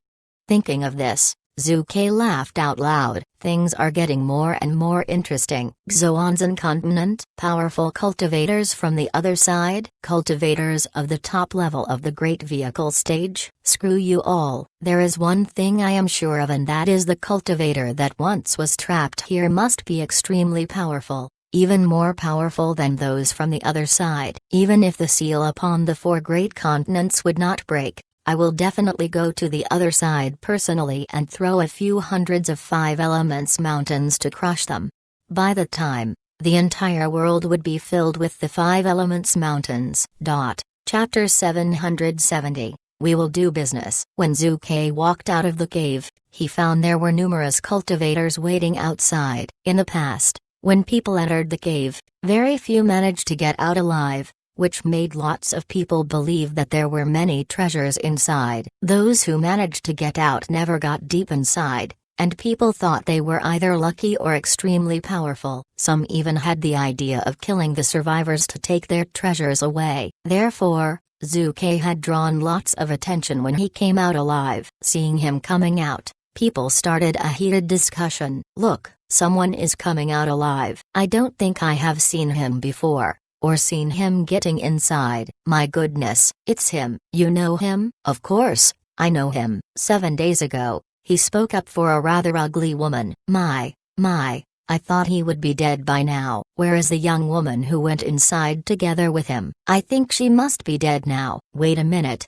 You just said that he went into the cave 7 days ago? No one ever stays inside for that long. In the past, those who came out alive only stayed inside for half a day or a day. He stayed inside for 7 days and still comes out alive. I wonder if he might have already got the inheritance. Hearing this, all of a sudden, people all stared at Zhu Ke. Zhu Ke was very happy and came out with a big smile. I got the ancient life and death wheel, made the Zixia fairy fall in love with me, and even got the inheritance. I am so lucky. He must have gotten lots of treasures. He is just in the golden core stage and managed to come out alive. I do envy him. Are you joking? You envy him? I think he is about to get killed. Why, even you are guessing that he has probably got lots of treasures. Everyone else at present must have also guessed. With so many people staring at him and wanting to rob him, I am sure he will not see the sun tomorrow. After all, he is too young to know the importance of being modest. You are right. If I were him, I would pretend that I am badly injured, so I would not be targeted by others. Many people shook their heads and looked at Zhu Ke sympathetically. A young cultivator of the golden core strength, alone, and now he was being targeted by so many people. Basically, he was like a sheep surrounded by a herd of wolves. However, Zhu Ke did not care about this at all. He was thinking about how to get tons of incantations and how to cultivate the former 3 incantations of the Heaven and Earth seal, so he could learn the Gautama Buddha seal and act tough by throwing the 5 elements mountain across the world. Thinking of all this, Zhu Ke's smile was getting brighter. After leaving the cave, he looked around to find the way that led to Snow City and was about to leave. However, as soon as he took a few steps, some people quickly followed him. Young man, please wait, a man said abruptly, while smiling. Hearing this, Zhu Ke stopped and looked back. with a big question mark on his face. It was a young man who spoke to him. There were around 10 people standing next to him. Judging by this, Zhu Ke could tell that they came from a certain faction. Excuse me? Zhu Ke blinked his eyes and faked a smile. Obviously, he had guessed their intentions. Seeing this, people all shook their heads and sighed. This young man is doomed. Is he insane? He is still smiling. These people come from the Grey Ebb faction. My goodness, the Grey Ebb faction. Is this the faction that was established by the female thief and male thief, Kang Feng and Mo Lan? I have been told that these two people are really tough figures. Kang Feng was already in the infant transformation stage 10 years ago, and he is really cruel. As for Mo Lan, she is extremely beautiful but rather slutty at the same time. In the past, she distracted other cultivators with her beauty and then killed them. After they established the Grey Ebb faction, they recruited countless cultivators with ill reputations. Now the Grey Ebb faction is even more powerful than many influential factions. I never thought they were also here today. I am afraid they would not let that young man go. Quite right. Besides, no one at present dares to get in their way. I think, like I said, he is like a sheep surrounded by a herd of wolves. People were discussing all this and they all thought Zhu Ke was destined to be killed this time. However, Zhu Ke was still smiling. Hey, man, I wonder if you got some powerful incantations inside the cave? Anyway, we of the Grey Ebb faction would be very happy to buy anything from you for a good price, Kang Feng said, trying to intimidate Zhu Ke. But Zhu Ke had never heard of the Grey Ebb faction, so he was not bothered by it at all. Zhu Ke nodded and said with great excitement, yes, I went to the deepest place and got some powerful incantations, as well as a powerful celestial artifact. Powerful incantations and a celestial artifact? Hearing this, many people all asked in surprise together. Really? A celestial artifact? That would be sensational. No one has ever found a celestial artifact here in the Five Elements Mountain. Even a magic weapon of 9 stars would stir a huge conflict among many factions. Now the young man says he has got a celestial artifact. I don't believe the Grey Ebb faction is entitled to own it, since it is too powerful. All of a sudden, everyone from the Grey Ebb faction could not help suppressing their excitement. Kang Feng stopped smiling and said with a deep voice, young man, please don't play jokes with me. How can there be a celestial artifact here in the Water Nation? I am not lying. If you don't believe it, I can take it out and show it to you. Never mind, I don't think you guys can really appreciate it. I think I'd better go back home and finish my diary, Zhu Ke said, while getting Kang Feng out of his way. He was about to walk away. Both Kang Feng and the rest of people were surprised by Zhu Ke's action. Going home? You think you can go home like this? What did you say? You want to go back to finish your diary? Stop, Kang Feng said abruptly and coldly. How dare you underestimate the Grey Ebb faction? I have said we of the Grey Ebb faction would be willing to buy everything you got from the inside the cave. Oh, really? Zhu Ke stopped and turned around to look at Kang Feng. Tell me how many spiritual stones you have got. Spiritual stones? You can have as many as you want. Kang Feng smiled. You are really too naive. We from the Grey Ebb faction never buy things with spiritual stones. Zhu Ke's eyes sparkled with excitement and he exclaimed, really? Then how many incantations have you got? You can have as many as you want.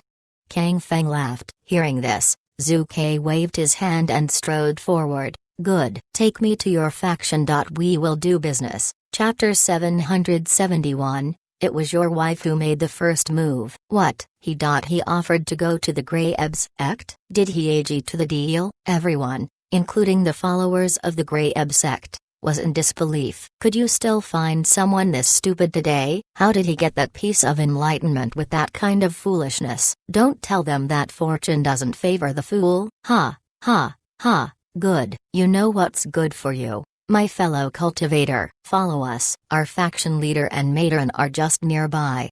Laughed the young man at his easiest robbery yet. Wow, your faction leader is married?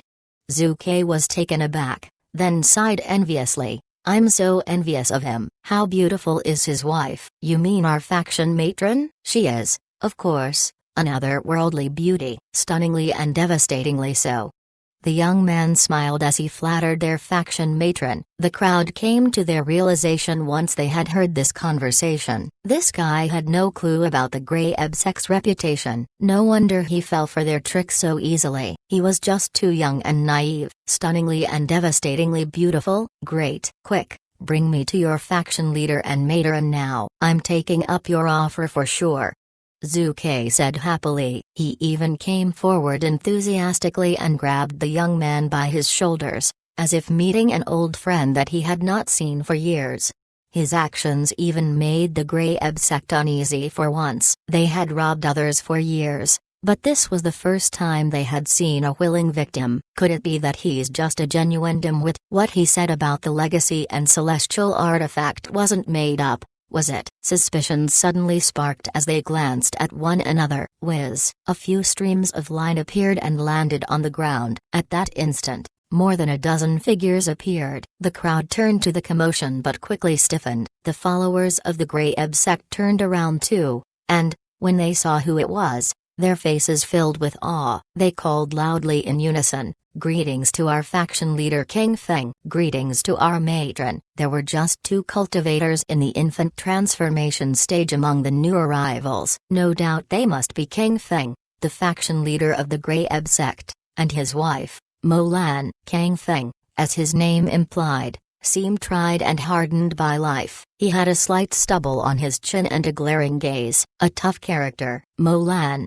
on the other hand, was an enchanting lady. She wore a long black skirt that revealed her white legs, and 2 slight glances of her tender snowy bosom peeked out from the cleavage of her dress, attracting many gazes and gulps. "Faction leader, I have an important matter to report," said the youth from the Grey Ebsek to the couple, using the art of soundless communication. The 3 of them kept looking toward Zhu Ke during their secret conversation, to which Zhu Ke smiled back and waved warmly. The crowd was dumbfounded. This fool was cheering for the very ones who sold him out. The youth soon finished reporting. Both King Feng and Mo Lan examined Zhu Ke as they made their way toward him. Mo Lan looked right into Zhu Ke's eyes, deliberately lacing her gaze with charm and sex appeal as she took him in. Zhu Ke immediately stepped forward and excitedly grasped the hand of the faction leader. "King Feng, faction leader, I'm honored to meet you finally." "Oh, you've heard of me?" King Feng asked, frowning. He had initially come to have a showdown with Zhu Ke. He was determined to strip Zhu Ke of his enlightenment. After all, a mere cultivator in the Golden Core stage was nothing in his eyes. However, Zhu Ke's sudden and passionate greeting had caught him by surprise. "I'll be honest, Leader Kang, from the moment I saw your wife, I decided that we must become the best of friends," Zhu Ke said righteously. "So that's why?" King Feng nodded. Then his face quickly blackened, his eyes grew cold, and he said, "What did you say?" Everyone shut their mouths and looked on incredulously. Zhu Ke's words may have seemed innocuous at first, but when you thought about it, they became suggestive. "What were you trying to hint by saying that you'll be his friend upon seeing his wife?" "My gosh, isn't that the same as directly telling him that you were coveting his wife?" "Even if Mo Lan isn't exactly known for her virtuousness, you shouldn't go up and say that to her husband." Ho, young man, haven't you heard that misfortune finds its way out through the mouth?" chanted Mo Lan, all smiles. As she spoke, Mo Lan deliberately put out her tongue and lightly licked her lips. Her gorgeous eyes were charming, as if trying to seduce Zhu Ke. "You're mistaken, madam. As the saying goes, when I die under a peony I can still flirt as a ghost. While you are no peony, I would grade you as at least a morning glory."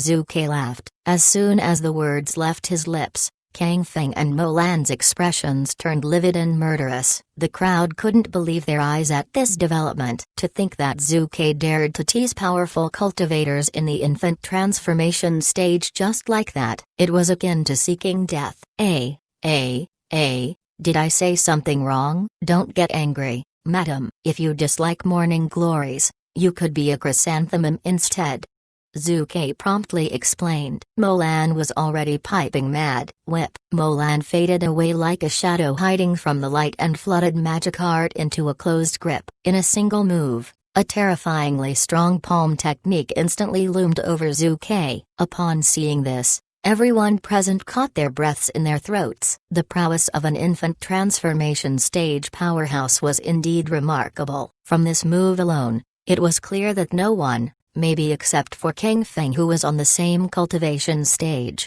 could escape her attack. Zhu Ke simply smiled casually and took a slight step backward. In front of her palm, he opened his chest to Mo Lan, as if welcoming her into his arms. Bang! With a muffled sound, Mo Lan lunged at Zhu Ke and fell directly into his arms, suddenly immovable. What? Suddenly, Mo Lan's mind went blank and froze in disbelief. The whole arena fell dead silent. Everyone did a double take. It all happened so fast that it was almost a blur. As if, with just a blink of an eye, Mo Lan had already fallen into Zhu Ke's arms. Matron, don't be so anxious. It is my first time, and I'm not ready yet. Zhu Ke ridiculed her as he slid his palms along her waist. The audience couldn't close their mouths or contain their anguish. Your first time? You were so practiced and skilled that you must have done this a million times. How dare you? King Feng finally lost his cool and burst out, dashing straight for Zhu Ke. His wife's debauchery was the one thing in life that he could never tolerate. However, as their relationship was rocky, they usually turned a blind eye to each other's trysts. Despite that, all in all, the one bearing the shame was ultimately still him, the husband. Now, in front of everyone, his wife had fallen into the arms of that toy boy. How could he take it? Ah, Leader Kang, what are you doing? Stop. You might not believe it, but it was your wife who made the first move. She did it first, so what has it got to do with me? Yelled Zhu Ke, who took off once he lifted Mo Lan onto his shoulder. Everyone stared at each other blankly and uncomprehending. What kind of play was that? A cultivator in the Golden Core stage fighting over the wife of an infant transformation stage powerhouse. Die. King Feng trembled furiously and hurled a gush of enormous pressure at Zhu Ke for the kill. Ah, don't be like this. Think of it this way. As the ancient saying goes, to make life interesting tenfold, you have to be a cuckold. Zhu Ke chirped and moved intricately on his feet, Mo Lan still on his shoulders. King Feng launched several lethal attacks consecutively, but Zhu Ke easily avoided all of them. At this point, even the densest of all began to realize that something was off. Even King Feng began to calm down. His expression turned serious as his brows knitted into a tight frown. My husband, save me quickly. This man is suspicious, he is definitely above the Golden Core stage. Shouted Mo Lan, who had finally caught on, as she struggled on Zhu Ke's shoulder. She was horrified to find her true core strength sealed by some inexplicable means. At this point, even if she had wanted to kill Zhu Ke, there was nothing she could do. Huh, am I exposed? Zhu Ke stopped and asked curiously upon seeing everyone's appalled faces. King Feng demanded, who in the world are you? Who in the world am I?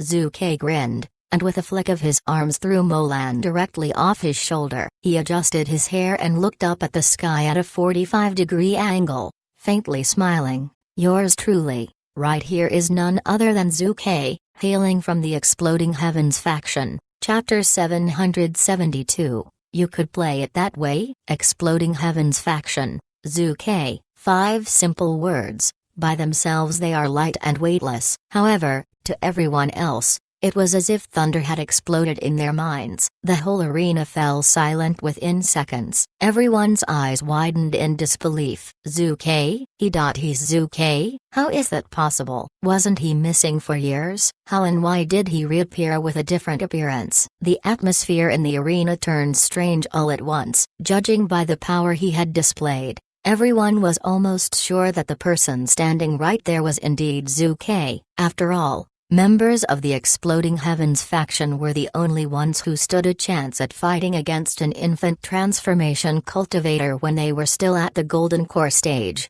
especially in recent years. Why are you guys silent? Shouldn't you guys be giving me a round of applause?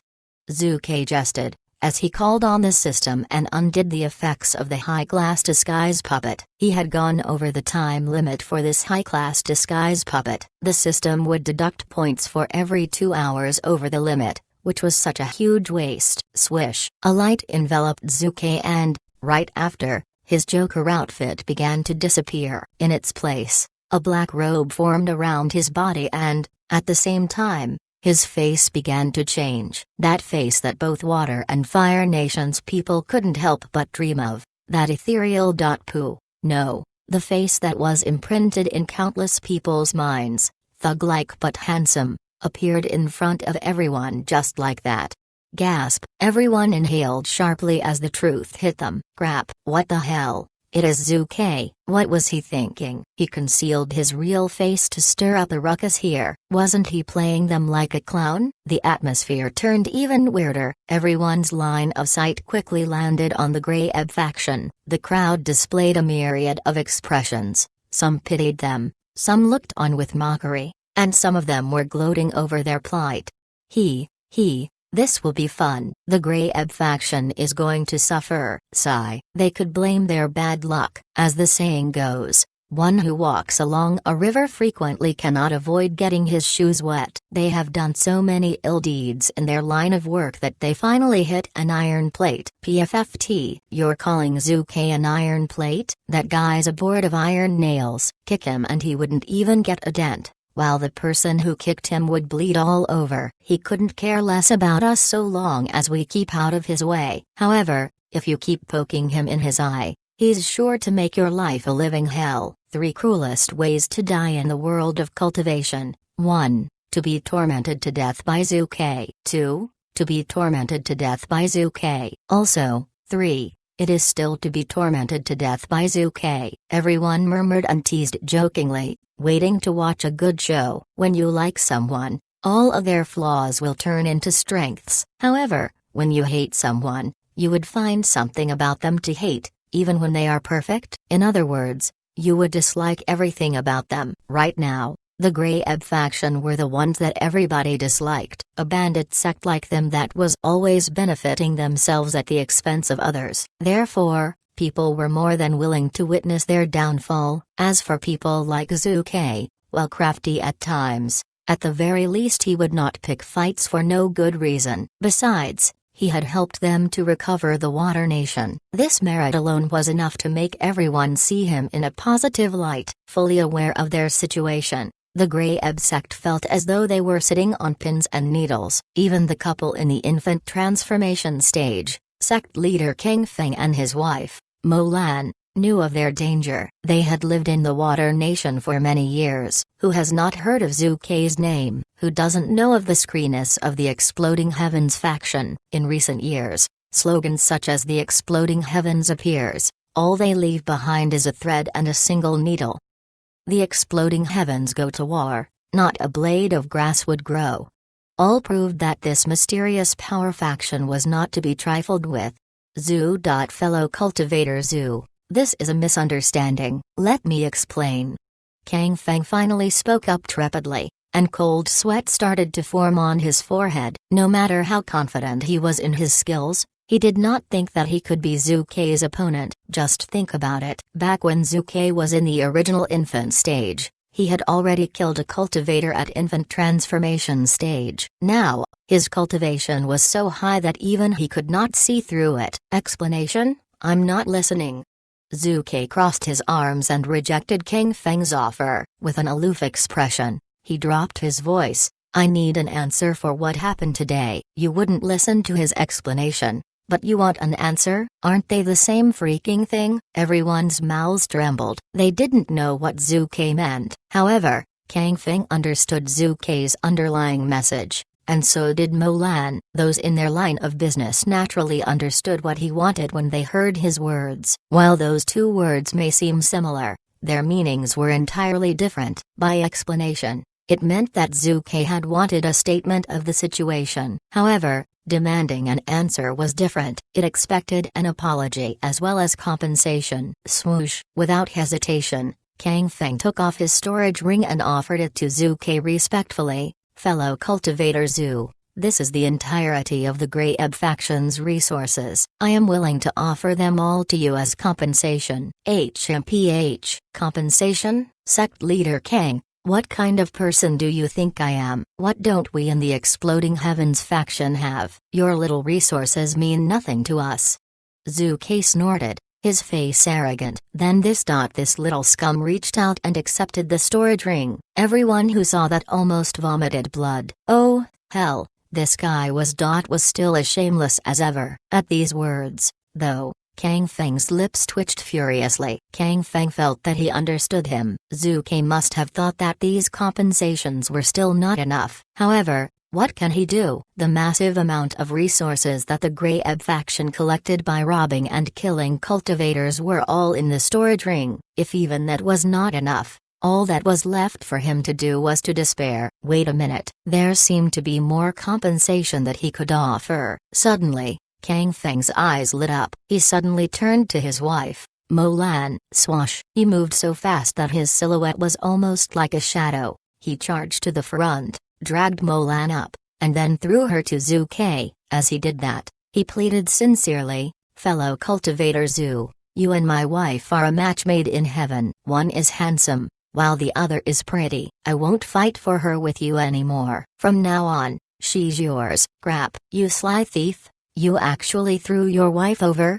Zhu Ke glared at him and threw Mo Lan back once he had caught her. Fuming mad, he spit out, "Come on, let's hurt each other then." "Huh? Hurt each other? What did he mean by that?" Stunned, Kang Feng had officially lost track of what Zhu Ke was saying. Could it be that he was too shy to snatch another man's wife in front of the crowd? Had he wanted to play formalities first and was simply pretending to be courteous? Such thoughts suddenly ran through Kang Feng's mind. His eyes lit up immediately, and he hollered, "Fellow cultivator Zhu, only a chosen one like you is fit to own a beauty like Mo Lan. Please, you have to accept her. It's a small gift from me to you." After saying that, he garnered his true core strength in his palm and threw Mo Lan back over to Zhu Ke. "HMPH, with this kind of looks, did you think that she was good enough for my eyes? Take her back. I don't want her."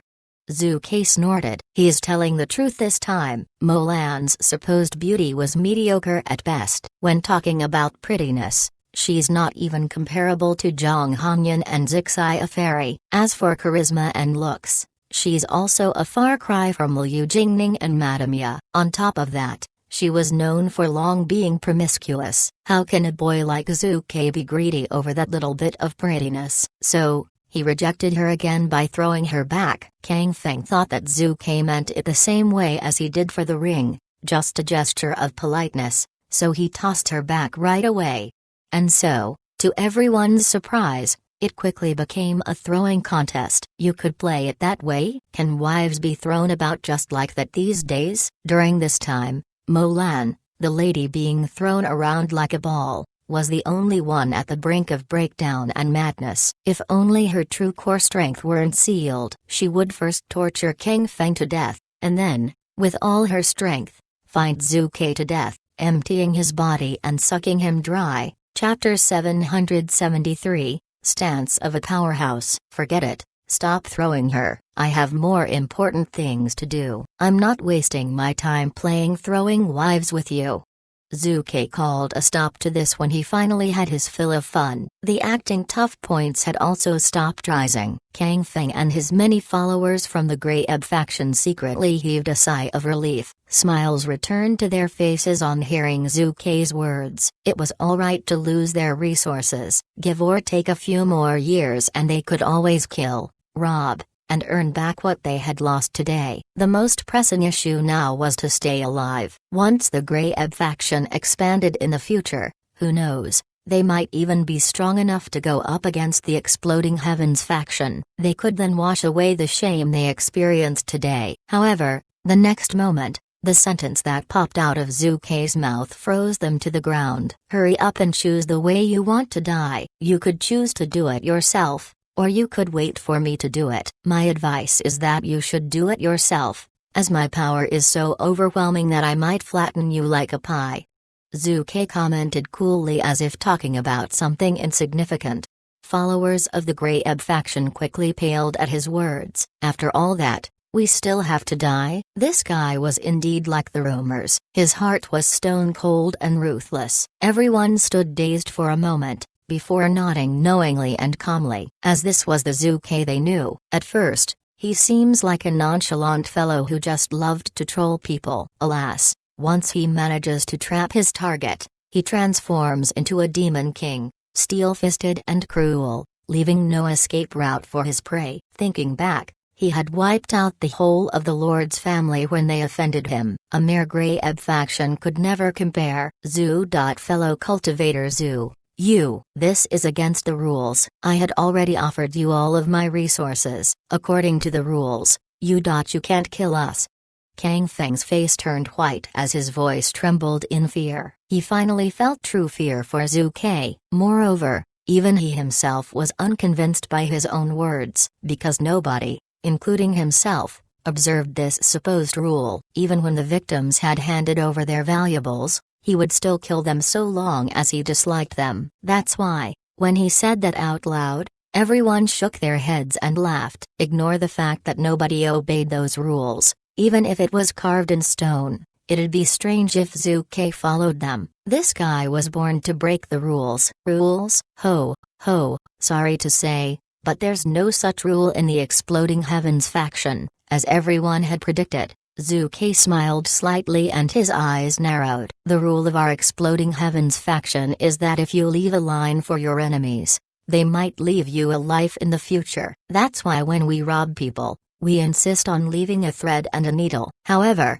here comes the problem. Zhu Ke paused. Everyone perked up their ears. Members of the Grey Ebb faction, even Kang Feng and Mo Lan, all fixed their gazes on Zhu Ke, trying to figure what the problem was. Finally, Zhu Ke raised Kang Feng's storage ring, and said solemnly, "The problem is that when I checked the ring, all I see within it are spirit stones and magical weapons. Since there's not a single thread or needle to be found, ask yourselves, how do I even leave a lifeline for you guys?" The whole area fell deadly silent. Since there are no thread and needle, there's no lifeline to be left for them. Crap, you call that a reason? You do see a lot more when you live long enough. Kang Feng's irises constricted at Zhu Ke's answer. To him, this kind of reason was just plain bullying. The tragic part was that he couldn't find a reason to rebut him. It was a real shutdown. See? Even you guys are keeping mum. Does that mean that you fellas agree with what I'm saying? Hurry up, the sooner you die, the sooner you reincarnate. Don't bother me in your next life. Zhu Ke waved annoyedly and signaled them to commit suicide quickly. Kang Feng laughed tragically. To think that a great hero like me, Kang Feng, will meet my end here. Zhu Ke, you are more powerful than any of us, so you can say anything you want. I shall accept my defeat. After saying that, he slightly closed his eyes, as if he was ready to meet his death. However, at the next moment, with a plop, Kang Feng suddenly fell to his knees. With both knees on the ground, he suddenly began to kowtow. Tears ran down his face as he cried, "Spare me, Senior Zhu. I beg of you. You are a great person who is magnanimous. Please let me off. I don't want to die. I don't want to die." Puffed. Zhu Ke almost spat. Everyone was also confused. What kind of fucking play was that? He seemed resigned entirely, then in seconds turned into a coward. Was he admitting to his mistakes while kowtowing to the Grey Ebb faction? He was the most influential leader and the esteemed powerhouse in the infant transformation stage. To think that he was so prideful before. He's such a coward right now. Sigh. They must have been blind to have followed such a person. In bright daylight, people's hearts are not as kind. Even someone like him can reach the infant transformation stage. What a shame. Sigh. Forget it then. Commit self-destruction of cultivation, then scram. Screamed Zhu Ke suddenly. Zhu Ke had stunned them all once again. What happened? There's a day when Zhu Ke could be merciful? Crap. Did the sun rise from the west today, so the Demon King can be kind? Plop, plop, plop, plop. Almost immediately, without asking, the people of the Grey Ebb faction kneeled and began to kowtow as loud as they could. Between committing self-destruction of cultivation and suicide, all would know how to choose. Though both are terrible choices. Sigh. Forget it. Genuine kindness and love exist in the world. I'll give you a moment to destroy your cultivation and then get out of my sight. If any of you dares to muddle through, I promise that you'll be better off dead. Zhu Ke threatened, his eyes icy. This time, he was indeed feeling merciful. On some issues, He didn't want to go overboard. As a cultivator in the void training stage, insisting on killing these ordinary people no longer held any meaning for him. It was like a person seeing a group of ants passing by. He wouldn't spare any attention to them, not even a glance. Killing them would be a waste of effort. Such is the stance of a powerhouse. Zuke wouldn't need to lift a finger. With a word or a sentence, it is enough to make people give up their all. Having lived in a world of cultivators for so many years, Zuke understood well that bandit sects like the Grey Ebb faction, who kill and rob their victims, exist everywhere. No matter which faction you belong to, righteous or evil, you can't help but feel greed as long as you're a human. Even if he had eradicated a Grey Ebb faction today, countless others would still emerge in the future. What he did would not have helped the world, for killing and robbing for treasure have been long happening anytime and anywhere in this world.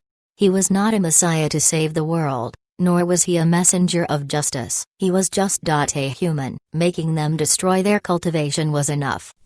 In the end, all members of the Grey Ebb faction destroyed their Danshan and all of their cultivation in front of Zuke. As such, they would never be able to cultivate again in their lives. Nobody had dared to cheat. Since they were scum who bully the kind and cower to the strong, they were already thankful that they were simply allowed to live. The group of people quickly scattered in all directions after thanking Zuke. However, many present were cultivators that they had robbed before. Some of them had already quietly followed them, preparing to take revenge. Zuke saw but was too lazy to stop them. He had done enough for today. Other people's business was none of his business. Sigh. Where people are, chaos follows. When will my wish for world peace finally come true? Zuke sighed with his hands behind his back. He then rode on a bolt of lightning and flew away. Everyone looked at his back disappearing into a distance, their hearts conflicted. World peace? Did you wish for world peace? Please,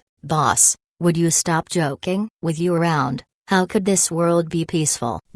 With that, Zuke had successfully earned quite a sum of acting tough points. Catch every opportunity to act tough. This is the way. The corners of his mouth lifted into a smile and wiped away that look that he's oh so worried about world peace. He flew straight to Snow City. A few hours later, he finally managed to reach that familiar snowy world. Looking at the boisterous and prosperous Snow City, he yelled agitatedly, "Sichu Haitang, come on out. Your baby Zuke is back." Chapter 774, Sneaky Buttface. The large snow city of the Water Nation was extraordinarily bustling. When Zuke recovered all the territories of the Water Nation by leading the troops of Snow City, the city became larger and even more famous. This day should have been one of the most normal days for people living in Snow City. However, when Zuke's shout echoed in the city, the bustling city was quieted down instantly. It seemed even the passage of time was also stopped. Everyone in Snow City was stunned. Zuke babe. Zuke? Isn't that the real name of General Zuge? Holy shit. My gosh. Did I just hear that right? Is General Zuge back? It's absolutely him. Nobody dares to call the city governor's name directly except him. Right. He even calls himself babe. How shameless. No. Only General Zuge could be so full of himself. All at once, people started to talk about him excitedly. Because of Zuke's accomplishments, people were attracted to this city, no matter if they were from Snow City or other places. That was why they were so excited when their hero appeared. In the mansion of the city governor, Sichu Haitang, who was wearing her war robes, was reading military books in her room. Zuke's loud voice also came into the mansion of the city governor. What, is he back? Sichu Haitang was shocked hearing his voice. After hearing Zuke call himself babe, she felt her blood was almost frozen. Goosebumps even appeared on her hands. City governor, a man who says he is Zuke, has entered the city. An underling told her the news from outside the door. Okay, I see, thank you. Sichu Haitang replied as she put down a military book and stood up with a smile. At the same time, Zuke, who was being swarmed by numerous citizens and cultivators gathering around him, stepped into Snow City. Someone brought him flowers. Someone brought him food. He was really popular here. However, Zuke saw a sneaky figure lurking at the end of the street during his welcoming ceremony. Damn, Buttface, halt. Don't run. Zuke shouted as he dashed toward Buttface. This was why he couldn't find Buttface in the Imperial City. It turned out that when Buttface found the Wanda Mall of the Exploding Heavens faction was closed, he came to Snow City to ask for food from the soldiers. Hearing Zuke's voice, Buttface ran even faster, but he didn't forget to utter some tough words. Little brat, what are you going to do? I don't have time for you. Just step back. Ha, you have become so mischievous in such a short time. Okay, I won't chase you. I just want to tell you something. Zuke said as he stopped running. Just say it, I can hear you. Buttface also stopped. Zuke said, come here. No. Buttface shook his head resolutely. Just come here, I have delicious food for you. No. Damn it. Come here. Crap. No way.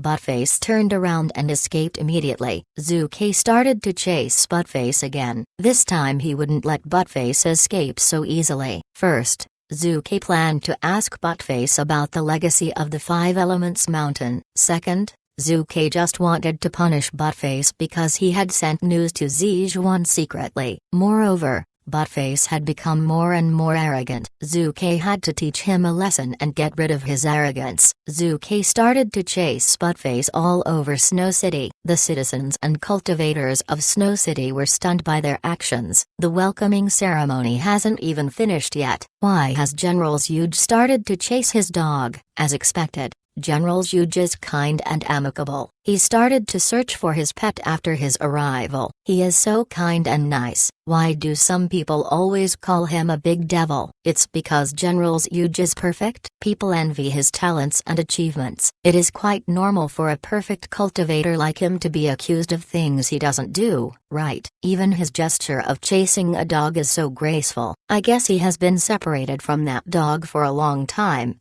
and he missed the dog very much. Let's just leave them alone. After some exclamations, the onlookers left, one after another. By this time, Zuke and Buttface had almost reached the mansion of the city governor. Then, Zuke shouted as he was about to use his magic art, Buttface, stop, or I will strangle you with your collar. Howl. Holy shit. Don't do that. I won't run anymore. Buttface shouted as he stopped his steps immediately, because he was badly scared by Zuke's words. Bang! Zuke rushed to Buttface and pressed his head into the ground. Then, Zuke said, are you still going to run away in the future? Just now I was jogging. Howl. I won't run away in the future or you can pull my collar. Buttface promised as he was pressed into the ground. Zuke released Buttface and said seriously, let's get down to business first. I have just finished my investigation in the Five Elements Mountain. The seal has been opened. The shackles and the four continents should hold those invaders off for another several decades. It's none of my business. Buttface said disdainfully. When Buttface saw Zuke's eyes widen, he corrected himself immediately. Howl. Little brat. Nicely done. As expected. You are really a young hero. Stop flattering me. I opened the seal and also got a legacy. Zuke said as he patted Buttface's head. Buttface was surprised. A legacy? Holy crap, little brat. You are not honest. How dare you go to a place with legacy without me? With you? Are you kidding? How could I walk a dog in such a dangerous place? Forget it. Why do you widen your eyes? Tell me. Have you heard of the Buddha seal? The Buddha seal? Is it to eat or for fun?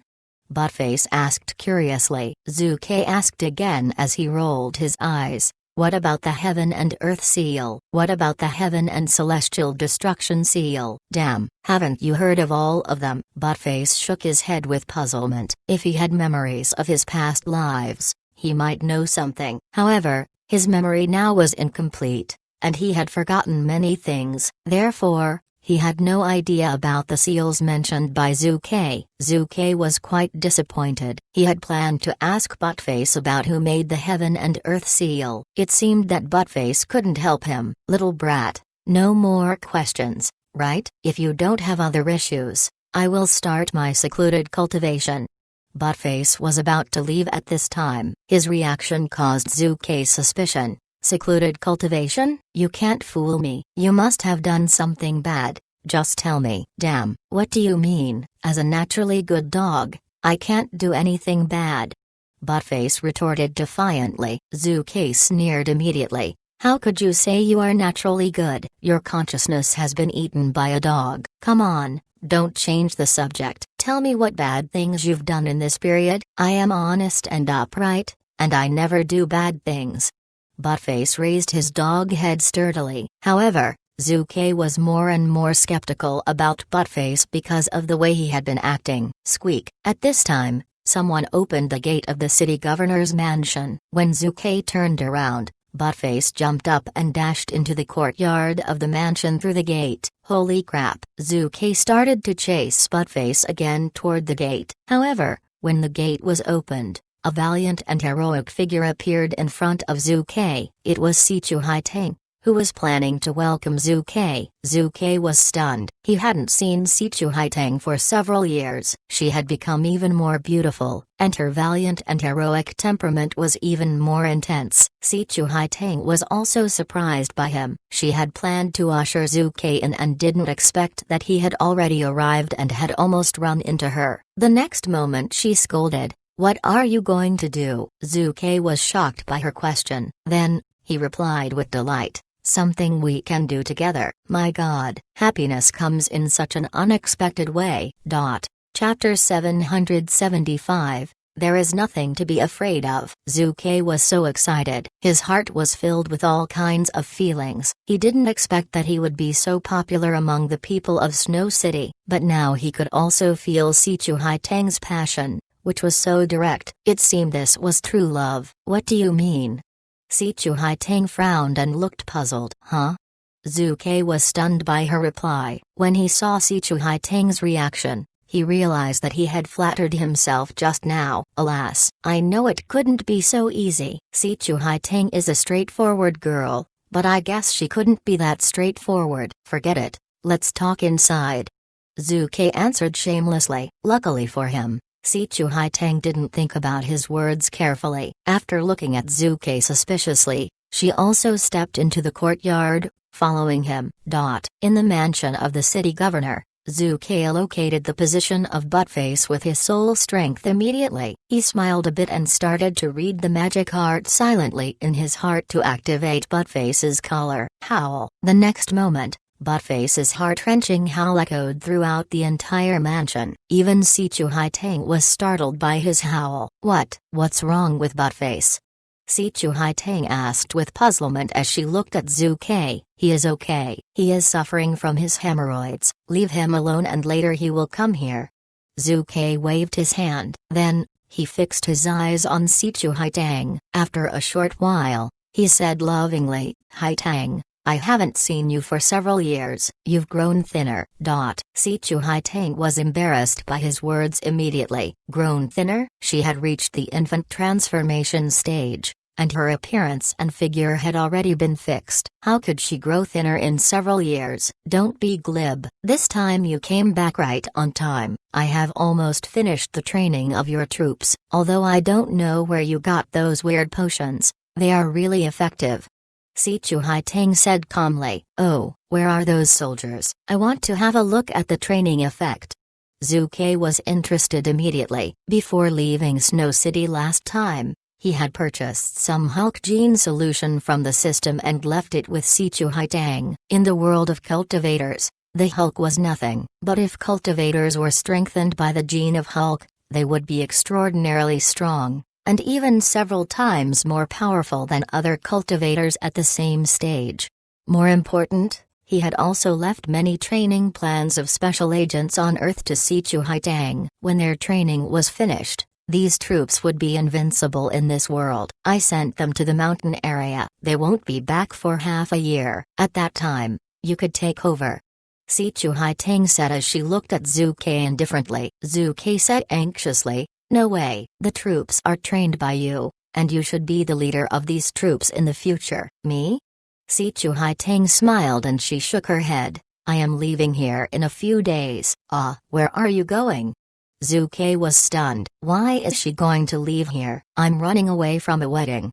Si Chuhaitang replied squarely. Zhu Ke was surprised by her reply. Running away from a wedding? Why is she going to do that? Could it be that she doesn't know Shang Wu has been killed by me? At the thought of this, Zhu Ke smiled to himself a bit. When he was about to leave the Five Elements Mountain, Shang Wu attacked him, together with several members of the Gong family. At last, he had killed Shang Wu in the Imperial Palace. He didn't expect that the news hadn't been disclosed till now. It seemed those Imperial guards were really good at keeping secrets. Why are you still so cheeky? I ran away from a wedding and that makes you happy? Si Chuhaitang's face darkened as she saw Zhu Ke's smile. Zhu Ke said calmly, "No, I don't think it is necessary for you to run away. If you don't want to marry him, just reject him." "Why do you have to run away?" Si Chuhaitang furrowed her eyebrows even harder. She said, shaking her head, "It is never easy to say number. Too many interests of the families and sects are involved in this marriage. So, my choice is to leave directly. In this way, it will be easier for my parents to give an innocent explanation to the Scarlet Yang sect. Actually, there are simpler solutions, such as the disappearance of your fiancé." Zhu Ke's smile became creepy as he said that. Si Chuhaitang was surprised and said hurriedly, "Don't do anything reckless. My scouts told me members of the Scarlet Yang sect are quite active in the Imperial City at this time. It is possible that they are preparing the wedding ceremony. If you attack Shang Wu, you will not only offend the Scarlet Yang sect, but also provoke the Gong family in the overseas area." Actually, Zhu Ke shrugged, as he was about to tell Si Chuhaitang that Shang Wu had already been killed by him. Whoosh! Just at this moment, a figure dashed out from the corner suddenly. It was Buttface who was being strangled by the tight collar. Bang! He fell on the ground heavily in front of Zhu Ke. Then, he lay on his stomach and shouted miserably, "Howl! Little brat, stop! I am dying. If you are not a coward, just let me go, and let's have a duel." Zhu Ke squinted his eyes and he said with a smile, "I can't hurt you in a fight, and I can't strangle you to death. I have no choice. I can only make you suffer with pain." Crap! Buttface cursed. "I strongly urge a duel with you." Zhu Ke snorted, "Reject." Howl! Buttface was so angry that his face was filled with all kinds of expressions. Then, he said, looking at Si Chuhaitang, "City Governor Haitang, I have something to tell you. This guy wants your beauty, and he has killed your fiancé. Please release me, and we can get rid of this devil together." "What?" Si Chuhaitang was totally shocked as she looked at Zhu Ke in consternation. "Shang Wu has been killed?" "Exactly." Zhu Ke nodded with a calm smile. "What Buttface said is true. Shang Wu is dead." How could this be? I remember he also went to the overseas area like you did, with the protection of the Gong family. How could you?" Si Chuhaitang was shocked. Before she finished her words, Buttface said again, "City Governor Haitang, this is a tragedy. Your fiancé didn't go to the overseas area. He has been dead for several years. I saw when he was killed by Zhu Ke with my own eyes, which was so bloody and cruel. I tried to stop this atrocity many times, but all my efforts were in vain." Buttface was trying to persuade Si Chuhaitang to release him. Zhu Ke ignored Buttface completely. He said, looking at Si Chuhaitang, "This is a long story. When I was about to leave the Five Elements Mountain, Shang Wu sneaked into the Imperial Palace and tried to kill me with the help of the Gong family. But you know, I have become an invincible cultivator since then. How could they defeat me? So, I killed them easily." Hearing that, Si Chuhaitang was stunned for a while. Then, she sighed, "Zhu Ke, you are going to have great trouble this time. The Scarlet Yang sect is quite active in the Imperial City. I thought they were preparing the wedding ceremony. Now I know they are searching for Shang Wu. This is not a great trouble at all. Don't worry, the Scarlet Yang sect is nothing for me."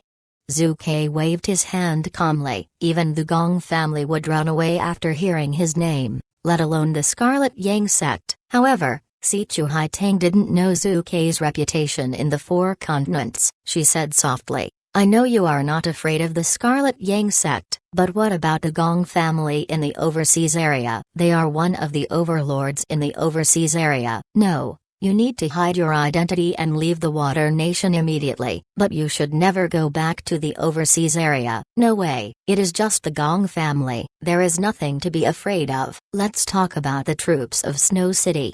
Zhu Ke said calmly. No, it is not the right time for you to flaunt your superiority. The Gong family's strength has gone beyond your imagination. As far as I know, they even have a patriarch who has reached the form synthesis stage.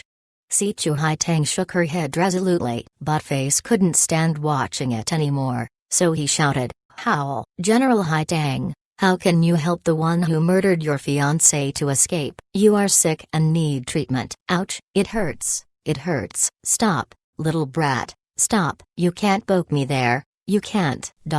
Chapter 776, Revenge for my son. Traitor, just get lost. I will punish you later, Zhu Ke said, as he kicked Buttface halfway across the room. Then, he looked at Si Chu Haitang and said with a smile, "Actually, you may not believe it if I say I can even kill cultivators at the form synthesis stage."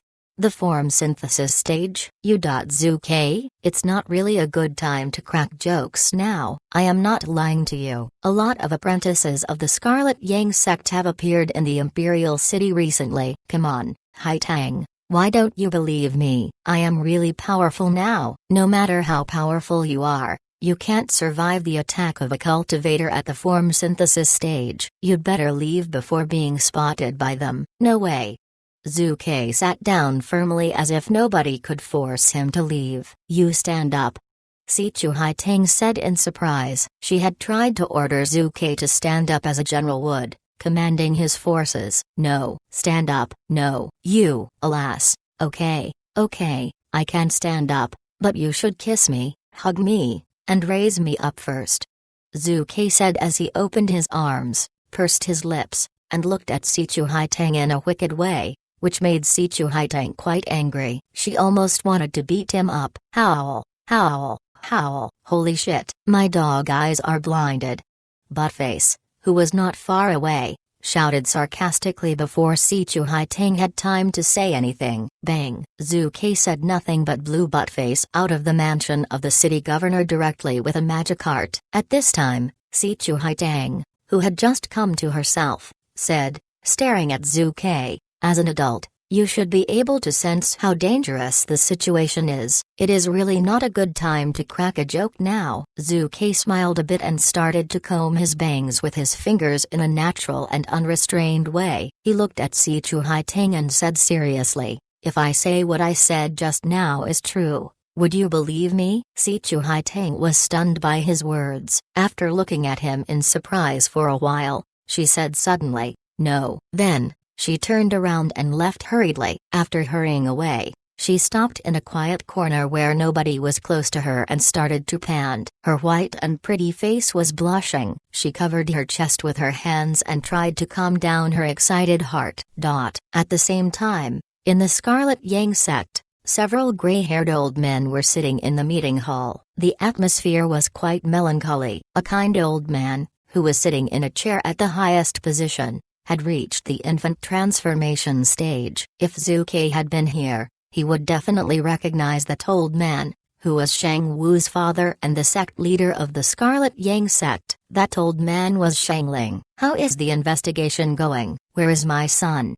Shang Ling asked, as he looked at the rest of the elders of the Scarlet Yang sect. One elder sighed. "The Gong family sent us a letter, which said Shang Wu didn't go to the Gong family at all. Also, the sovereign and the rest of the protectors who went to the Five Elements Mountain at that time didn't return home either. The Gong family thought that they may still be in the Five Elements Mountain now. How could this be? If they are, why haven't we heard from them till now? Now we have a big problem. This is not a good omen, but an evil one for Shang Wu." They shook their heads and didn't know what to say. "Here comes urgent information."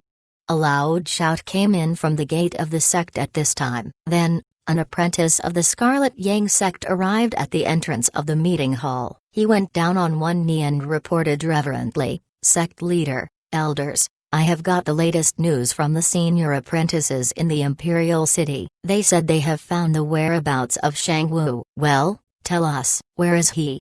The elders and Shangling were cheered up by the news. They sat up and fixed their eyes on the apprentice. The apprentice didn't dare to look up as he replied hurriedly, "Sect leader, elders, the Grand Senior Sister Apprentice said she captured a drunk eunuch in the Imperial City. After severe torture, the eunuch confessed something. After saying that, the apprentice didn't dare to continue his report. Hey, why do you hem and haw? Just say it." An elder said angrily. The apprentice replied hurriedly, "Okay." The eunuch confessed that Shang Wu, the young lord of the Gong family, and his 8 protectors were all killed by Zhu Ke 5 years ago. What? All at once, the elders and Shangling were totally stunned and didn't believe what they had heard. Were they killed 5 years ago? How could this be? The sovereign of the Gong family and his protectors are even more powerful than us. How could they be killed by Zhu Ke? Their eyes were filled with disbelief and terror. The son of the Scarlet Yang sect's leader was killed, and they had only found out the truth after 5 years. This was absurd. However, the Scarlet Yang sect and the Gong family had taken it for granted that their people were at the other party's place because of the long distance between them, as well as the high cost of sending letters. Therefore, they hadn't worried about this issue during all these years. If Shangling hadn't asked about Shang Wu in his letter to the Gong family, he would have still been kept in the dark till now. This is outrageous. Zhu Ke has bullied us to the extreme. That's why Zhu Ke disappeared during all these years. He escaped because he is afraid of being punished by us and the Gong family after we find out the truth. Those elders said angrily. This was definitely a great humiliation for the Scarlet Yang sect. Moreover, the Gong family's sovereign and his 8 protectors were killed together with Shang Wu. The Scarlet Yang sect couldn't avoid being punished by the Gong family even if Shangling was a distant relative of the Gong family. At the thought of this, the elders couldn't help but worry. "Sect leader, what should we do?" an elder asked of Shangling. Right at this moment, the sect leader was submerged in the pain of losing his son. As a kind and enlightened cultivator, he had tried to give a good education to his son. At last, Shangling leaned back in his chair slowly. Then, taking a deep breath, he said, "Find him out. I order you to find out where Zhu Ke is." No matter how friendly he was with Zhu Ke before, Shangling just wanted to avenge his son now. "Sect leader, our Grand Senior Sister Apprentice also told me they saw Zhu Ke in the Imperial City. Now Zhu Ke is probably in Snow City." The apprentice reported again. His words stunned the elders and Shangling once again. "Snow City? The city governor of the Snow City is the daughter of the Sichua family, right? Why did the little bastard Zhu Ke go there? Could it be that the rumor is true?" "They are." An elder stopped his prediction as he looked at Shangling cautiously. Shangling's face was dark. When he was in Snow City in those years, he had heard the rumors about the mysterious relationship between Zhu Ke and his future daughter-in-law. Now Zhu Ke had killed Shang Wu. Then, he was found in Snow City. His actions could really deepen the misunderstanding. Bang! Shangling crushed the wooden table beside him. Then, he stood up and said, clenching his teeth angrily, "Send a letter to the Gong family to ask for reinforcements immediately. Ask them to send 10 powerhouses at the void training stage here. I will avenge my son by rendering that adulterous couple's lives a living death." Chapter 777, Buttface's Secrets. 1 day, 2 days, 3 days. Zhu Ke had stayed in the city governor's mansion of Snow City for the last 7 days. Besides his frequent flirtation with Sichu Haitang, he spent most of his remaining time eating, sleeping, and beating Buttface. Previously, Zhu Ke had doubted whether Buttface had any secrets. Whenever Zhu Ke found Buttface, he would beat Buttface up to see if he could learn his secrets. However, Buttface was unexpectedly stubborn and reluctant to reveal his secrets. At last, Zhu Ke found his opportunity on a dark night. He found Buttface sneaking out of the city governor's mansion and running toward a large warehouse in the city. Zhu Ke concealed his breath and his odor and followed Buttface quietly, as he was surprised by where Buttface seemed to be going. This big warehouse was the ice pop factory built by Zhu Ke. It's so weird. It turns out Buttface is going to steal the ice pops. Zhu Ke murmured doubtfully to himself and felt something was wrong. Normally, if Buttface was just going to steal ice pops, he wouldn't have been so stubborn that he refused to reveal his plan after being beaten up by Zuke for several days. Something is wrong, a conspiracy. There is definitely a conspiracy. Zuke was sure this issue was very complicated. He knew Buttface so well that he could confirm Buttface had some unknown secrets. Whoosh! In the dark night, Buttface turned himself into a flexible thief and jumped into the ice pop factory easily. Standing in front of a pile of ice pops, Buttface couldn't help but drool shamelessly. Zuke hid himself on the rooftop of the factory, still concealing his breath and odor. Then, he removed some tiles of the roof and started to spy on Buttface with his sharp eyes. Wahahaha! After enduring humiliation for so long, I have found so many stored ice pops at last. My suffering being beaten up these last few days was not for nothing. Buttface, who was standing in front of the ice pops, started to exclaim at this moment. The expression of all the suffering having their reward appeared in his husky-like face. Then, he licked the ice pops with his long tongue. The taste was so memorable. They are so delicious. Howl! I almost feel immortal. Buttface made another loud howl. After that, Buttface looked around vigilantly. Then, he waved his dog paw suddenly. Whoosh! All of a sudden, a golden light gushed out from his white belly and became more dazzling and larger gradually. Bang! A dull sound came in from the void. Then, a glittering interface appeared in the front of Buttface's belly. It was like an independent storage space, which was filled with numerous precious items. Zuke saw golden and silver jewelry, spirit stones, pills, rare and precious medicine ingredients, and even many high-grade magic artifacts. It was just like a giant treasure house. Zuke was totally shocked by what he saw. Buttface's belly was a storage space indeed. Moreover, Buttface's treasure house was almost as resourceful as his system package. More important, Zuke saw a lot of familiar things in that storage space, such as burgers, coffee, and satchel charges. All of those items were given to him by Zuke. It seemed Buttface took possession of some of them privately. Swish! At this time, a light noise came in from below. Buttface waved his paw to throw all the ice pops into his storage space at once. After that, the dazzling space disappeared in an instant. Buttface looked around again. Then he dashed out of the factory and disappeared immediately. Zuke smiled coldly from the rooftop of the factory. Buttface hid an independent storage space in his body, which was almost like a mini-world. This guy was incredibly awesome, keeping such a big secret for so long a time. Howl! Who was there? Stop! Don't run! Let's have a duel!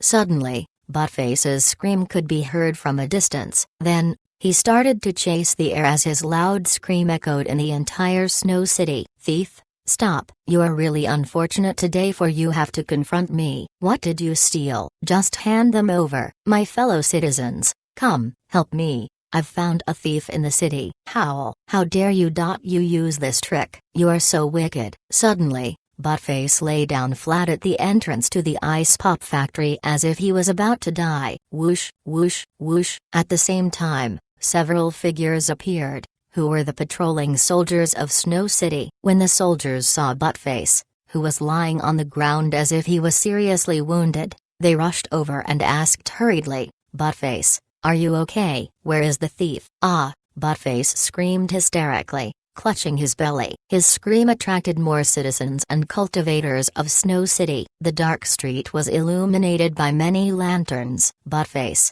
what happened? How could a thief appear in the city? Are you okay? Were you wounded by the thief? Where is he? Tell us. We'll get revenge for you. The onlookers asked about Buttface's wound attentively. Buttface raised his paw with difficulty and said on his last legs, Guys, please call me the Mighty King. The onlookers couldn't help but smile. Then, they replied embarrassedly, Okay, Mighty King, what happened? Alas.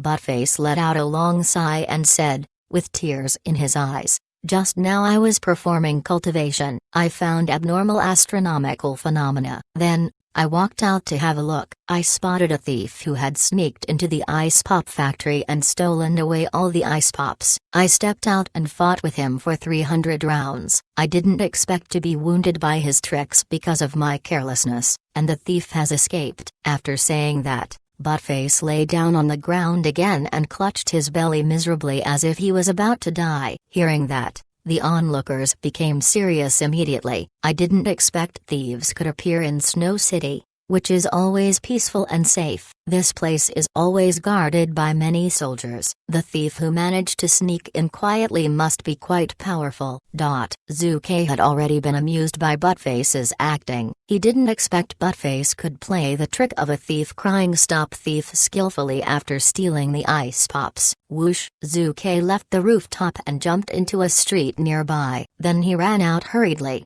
asking anxiously, "What's going on? What happened?" "General Huge, your arrival is really on time." Buttface. The mighty king was wounded. The onlookers narrated the story told by Buttface to Zuke. Hearing the story, Zuke changed his expression and shouted as he looked at Buttface anxiously, "What, Buttface, are you okay?" As he shouted, he dashed to Buttface and sat beside Buttface directly. Buttface said miserably as he saw Zuke, "Little brat, I am dying." "No."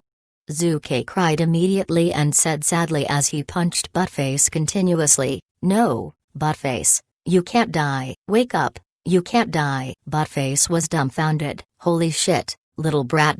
Screw you." Chapter 778, If you want a husband, Zuke is your optimal choice. Bang! Buttface, wake up. Bang! Don't die. Buttface, bang! Speak with me. Buttface. Zuke punched Buttface after every statement. Buttface was so angry that he almost went mad. He really wanted to say something, but when Zuke saw him open his mouth about to say something, Zuke would punch his mouth to hit those dirty words he was about to say.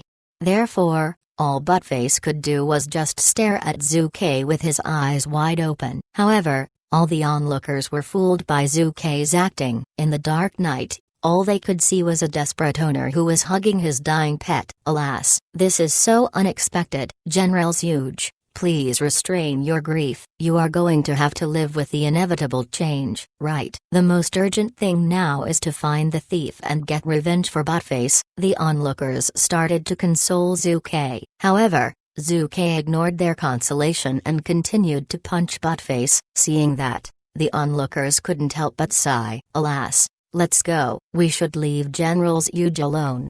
An old man said. The rest of the onlookers nodded and said goodbye to Zuke. Then, all the onlookers left, one after another. In a short while, they had all left. Zuke lifted Buttface by his tail. Then, he started to swing Buttface, who was upside down. Howl, howl, howl. Damn, screw you, little brat. Let me go. Crap. You set me up with your tricks again. Howl. Crap. Let me go. I'm going to faint. Buttface kept spitting dirty words from his mouth like a machine gun. His forelegs were kicking aimlessly in the air, which meant he was trying to fight back. However, he was almost faint from the swinging and failed to hit Zuke. Zuke swung Buttface rapidly in the air. Zuke just wanted to know whether the storage space would fall out of Buttface's belly. However, the result disappointed him. Swish! Zuke took out an 8-star sword and pointed it at Buttface's belly. Zuke hadn't used that sword for a long time,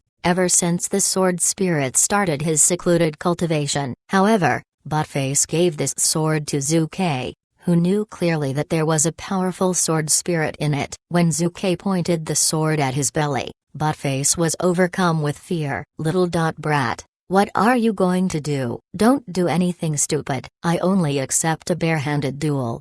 Buttface swallowed and said nervously. Zuke said with a smile, Buttface, stop your nonsense. It is the plunder time now. You could surrender the secrets in your belly, or I could find them out by cutting your belly open. What secrets? Little brat, don't try to frame me. As an honest and upright cultivator, I don't have any secrets. Ouch. It hurts. It hurts. Put the sword away. Don't play innocent. I saw how you stole those ice pops just now.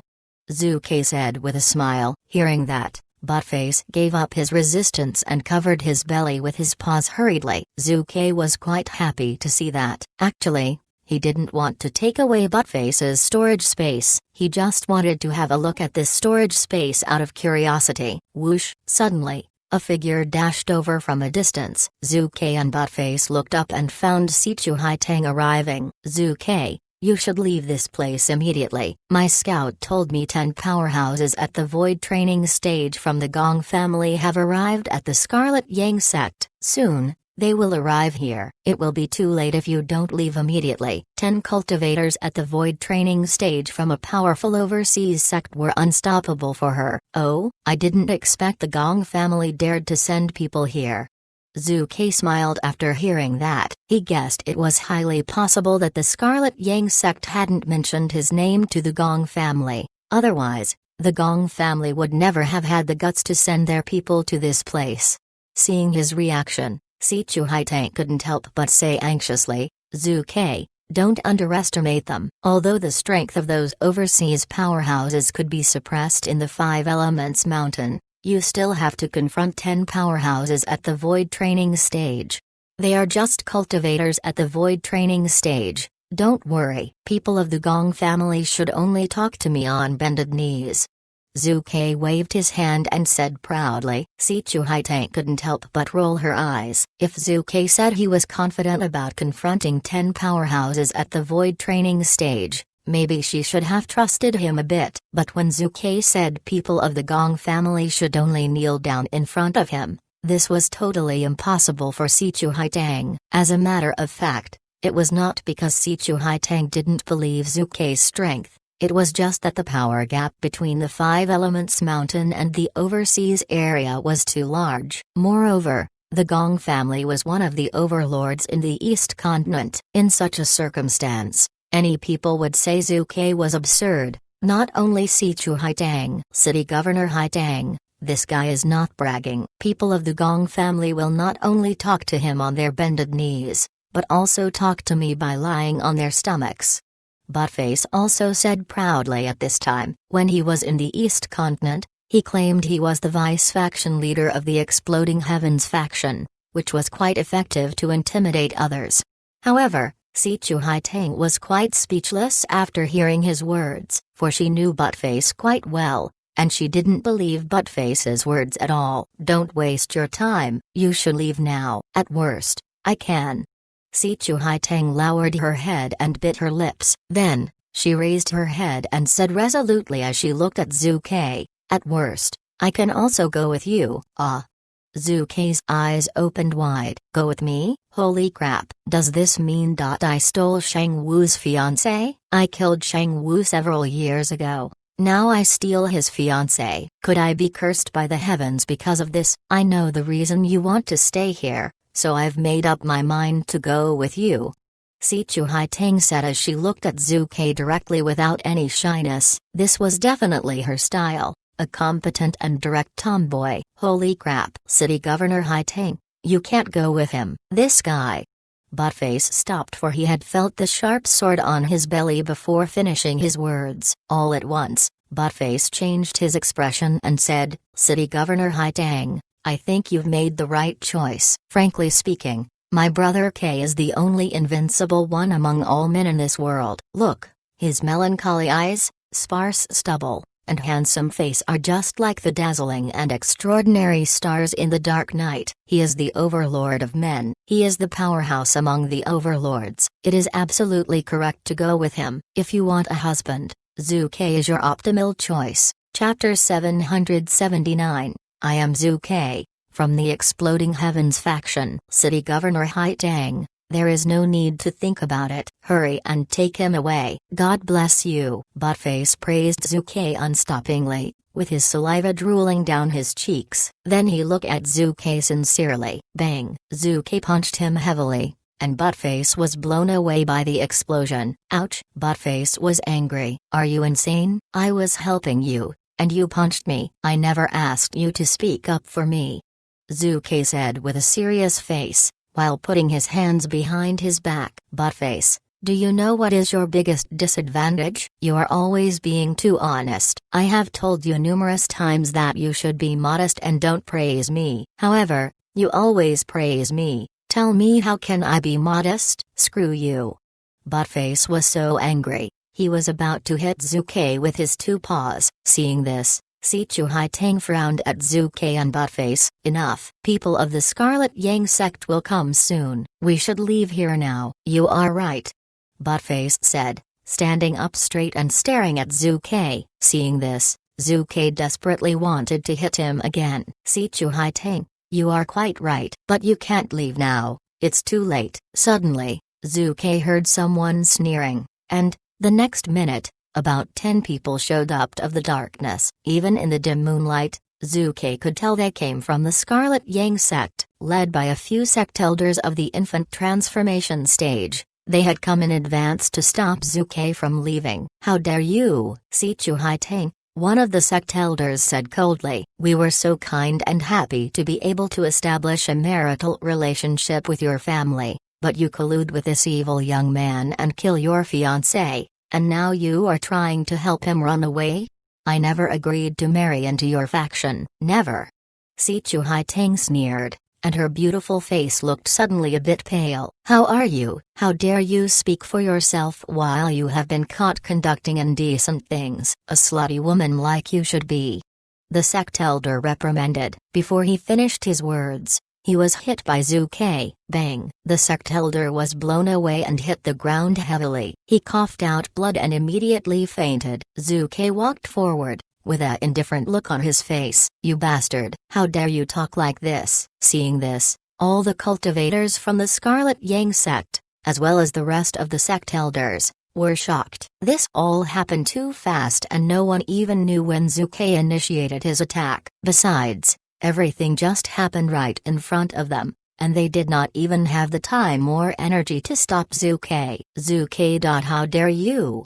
Another sect elder walked forward and pointed at Zuke. You killed my people, kidnapped my daughter-in-law-to-be, and now you hurt my people again? No, no, no, you are terribly wrong.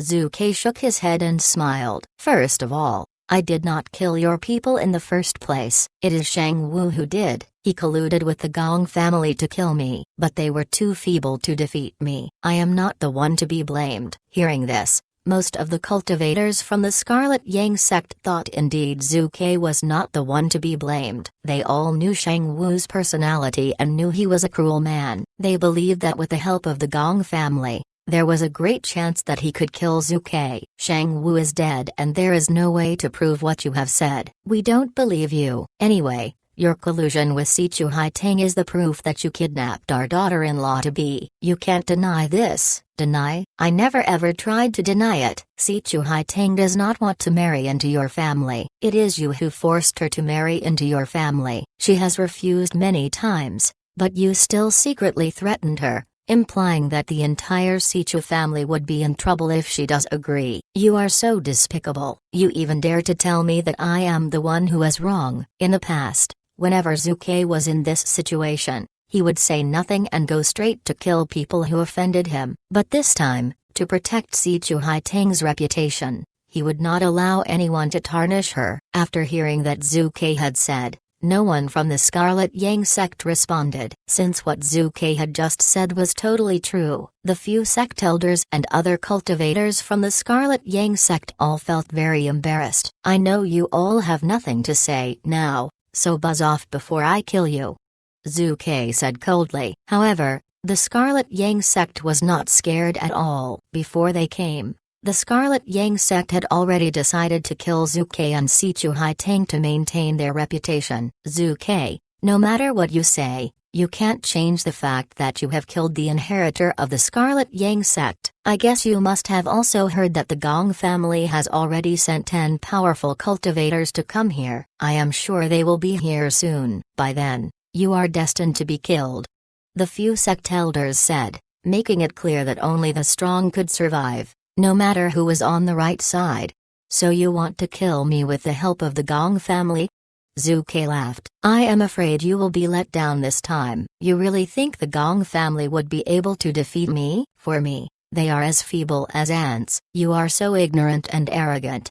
One of the sect elders sneered. "You know nothing about the Gong family. You think you are invincible here, so you are also invincible in the world? You are wrong. In front of the Gong family, you are just like an ant." The powerful Gong family could easily destroy all the 5 nations here simply by moving their fingers. They send 10 cultivators of the void training stage to kill you, which I think is totally unnecessary. You are bound to be killed tonight. Obviously, they admired the Gong family very much, and it seemed that praising the Gong family could make them feel good about themselves. Still, what they said had indeed taken some toll on Si Chu Haitang. Si Chu Haitang's face had completely turned pale, and she bit her lips tightly, while feeling very complicated. She was not afraid of death. She worried that the Sichua family would take revenge and Zhu Ke might be killed. However, Zhu Ke was still very calm and shrugged. "I am sorry, but you know what?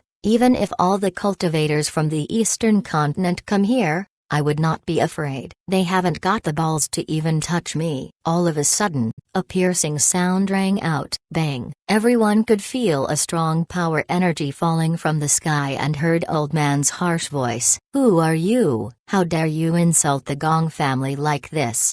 His sound echoed across Snow City, and 10 rays of light were flying towards Zhu Ke. Seeing this, Si Chu Haitang clenched her fists. Although she had gone through lots of battles, she was still a bit nervous when facing such powerful cultivators. Right at this moment, Zhu Ke raised up his hand and gently touched her head and smiled at her. "Don't worry, I will teach them a good lesson." Then he turned around and looked at those cultivators coldly. "I am Zhu Ke, from the Exploding Heavens faction. You will have to kneel down in front of me when I count to 3. Otherwise.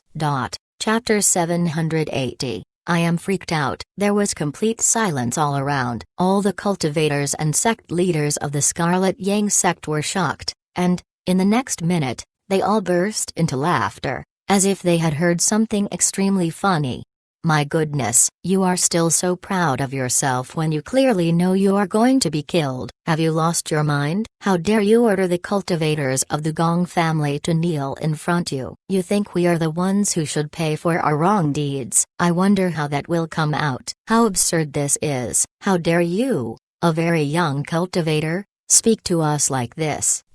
No one ever realized that up in the sky, there was also complete silence. The 10 cultivators of the void training stage from the Gong family were all freaked out and could not believe what they had just heard. "Zhu Ke, from the Exploding Heavens faction? Screw me. Why on earth is he here? These morons, they ask us to come here to kill Zhu Ke? Screw the Scarlet Yang sect." In the blink of an eye, the 10 cultivators dashed to the ground from the sky. Bang, bang, bang. They all knelt down in front of Zhu Ke, with their heads knocking on the ground. Everyone of the Scarlet Yang sect, as well as Si Chu Haitang, were stunned. "My friend, Zhu Ke, I am sorry. We can explain this situation," the 10 cultivators said all together. They were already deeply frightened and never thought Zhu Ke would come all the way to the 5 Elements mountain. They thought they were mad to take the request of helping the Scarlet Yang sect to kill Zhu Ke. At the same time, everyone of the Scarlet Yang sect had completely lost their minds. They never thought Zhu Ke could make the powerful cultivators of the Gong family kneel down with only a few words. "This is impossible. How can this be?" The sect leaders were shocked and murmured. In particular, Si Chu Haitang was the one who was most shocked. She never thought Zhu Ke could scare the powerful cultivators of the Gong family with only a few words. My God, they are the cultivators of the void training stage and one of the most influential families overseas. Listening to your explanations, you just said I underestimate you, Gong family, hadn't you? Zhu Ke said coldly and with a poker face. Seeing this, the cultivators of the Gong family were stunned, since they had never seen Zhu Ke in such a mood. Last year when Zhu Ke looted the Gong family, he was still smiling, but now, Zhu Ke's face was very serious, which meant that he was really pissed off. Zhu Ke, you have misunderstood us. We really did not know you were here. You are such a respectable man, so we have to give you a proper explanation. The cultivators of the Gong family said hurriedly. while raising their heads and looking at Zhu Ke. The cultivators of the Scarlet Yang sect were all speechless when they saw this. What on earth is going on? This young man, called Zhu Ke, also belongs to an influential family. Even the Gong family is afraid of him. How dare you? Right at this moment, Buttface walked up and stared at the Gong family with his big eyes. All of a sudden, the 10 cultivators of the Gong family all took a deep breath. My goodness, he is also here. How on earth did we bump into these two? We are done this time. How dare you come here to bully us in broad daylight? Do you have any respect for the law or the rules? Buttface said, pretending he was very angry. Hearing this, the 10 cultivators of the Gong family felt very miserable. We bully you? You are the one who is bullying us now. They contradicted Zhu Ke secretly and, at the same time, nodded. You are right. You are quite right, brother dog. Please forgive us. Crap.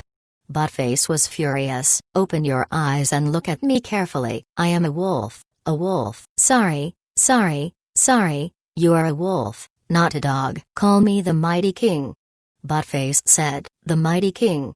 The 10 cultivators of the Gong family repeated, call him the Social King. Zhu Ke said coldly. The 10 cultivators of the Gong family repeated it again. Hearing this, Zhu Ke was very satisfied. Since Zhu Ke was powerful enough to kill a cultivator of the form synthesis stage with only a punch, none of them cared if they looked pathetic or not. They only hoped that Zhu Ke could let them go this time. Seeing this, the Scarlet Yang sect, as well as Si Chu Hai Tang, were greatly surprised. The Gong family is even afraid of a dog? Can it be possible that they are not the real Gong family? Stop this nonsense. You must give me a proper explanation and show me the sincerity that you are really feeling sorry. Otherwise, I will go and loot the Gong family again. Zhu Ke said coldly and walked forward to the city governor's mansion, together with Si Chu Hai Tang. The cultivators of the Gong family were finally relieved and took a deep breath. We will show our sincerity, don't you worry about that. Then, they all stood up and looked at the sect leaders and cultivators of the Scarlet Yang faction coldly. Seeing this, the sect leaders and cultivators of the Scarlet Yang faction all backed off and said, with their voices trembling, What are you doing? We are just taking the orders from the head of our faction. He is right. This has nothing to do with us. Besides, our head sister has married into your family, so we two families are bonded. You can't kill us. Bonded? The cultivators of the Gong family sneered. We Gong family can't even protect ourselves now. Do you think we really care about the bond between us? It's all your fault. Why on earth did you offend Zhu Ke in the first place? You know what? No one in the East Continent dares to offend him now, and the cultivators across the 4 great continents cannot defeat him even if they work together. There is no need to waste our time. All of a sudden, the 10 cultivators of the Gong family dashed forward. Tonight was bound to be a night soaked with blood, but in the cultivation world, a night like this was just as ordinary as a sand on the beach. By the time Zhu Ke and Si Chu Hai Tang got back to the mansion, Si Chu Hai Tang was still in a daze. After all, everything that happened just now was crazy. Zhu Ke, this. She turned around to look at Zhu Ke and asked. Zhu Ke put his finger on her soft lips and smiled gently. Just kiss me. Si Chu Hai Tang was surprised, and her face blushed suddenly. Seeing this, Zhu Ke smiled and was happy that he had managed to win another girl. Right at this moment, a voice broke out. Kiss him, have sex with him and have babies. Buttface shouted with great excitement. Hearing this, Si Chu Hai Tang's face turned as red as an apple, and she hurriedly ran into the city governor's mansion. Zhu Ke then took out a sharp knife and hit Buttface. Ouch! Later that night, every living creature in the city could hear Buttface's screaming. Zhu Ke was running after Buttface all night, trying to kill him. But since Buttface's skin was too hard, Zhu Ke could not hurt him with a knife. Still, he made Buttface suffer a lot. It was almost dawn when Zhu Ke suddenly stopped when he heard the sound of the notification of the system. Ding! Congratulations to the host. The debt collector beats debtors has been activated.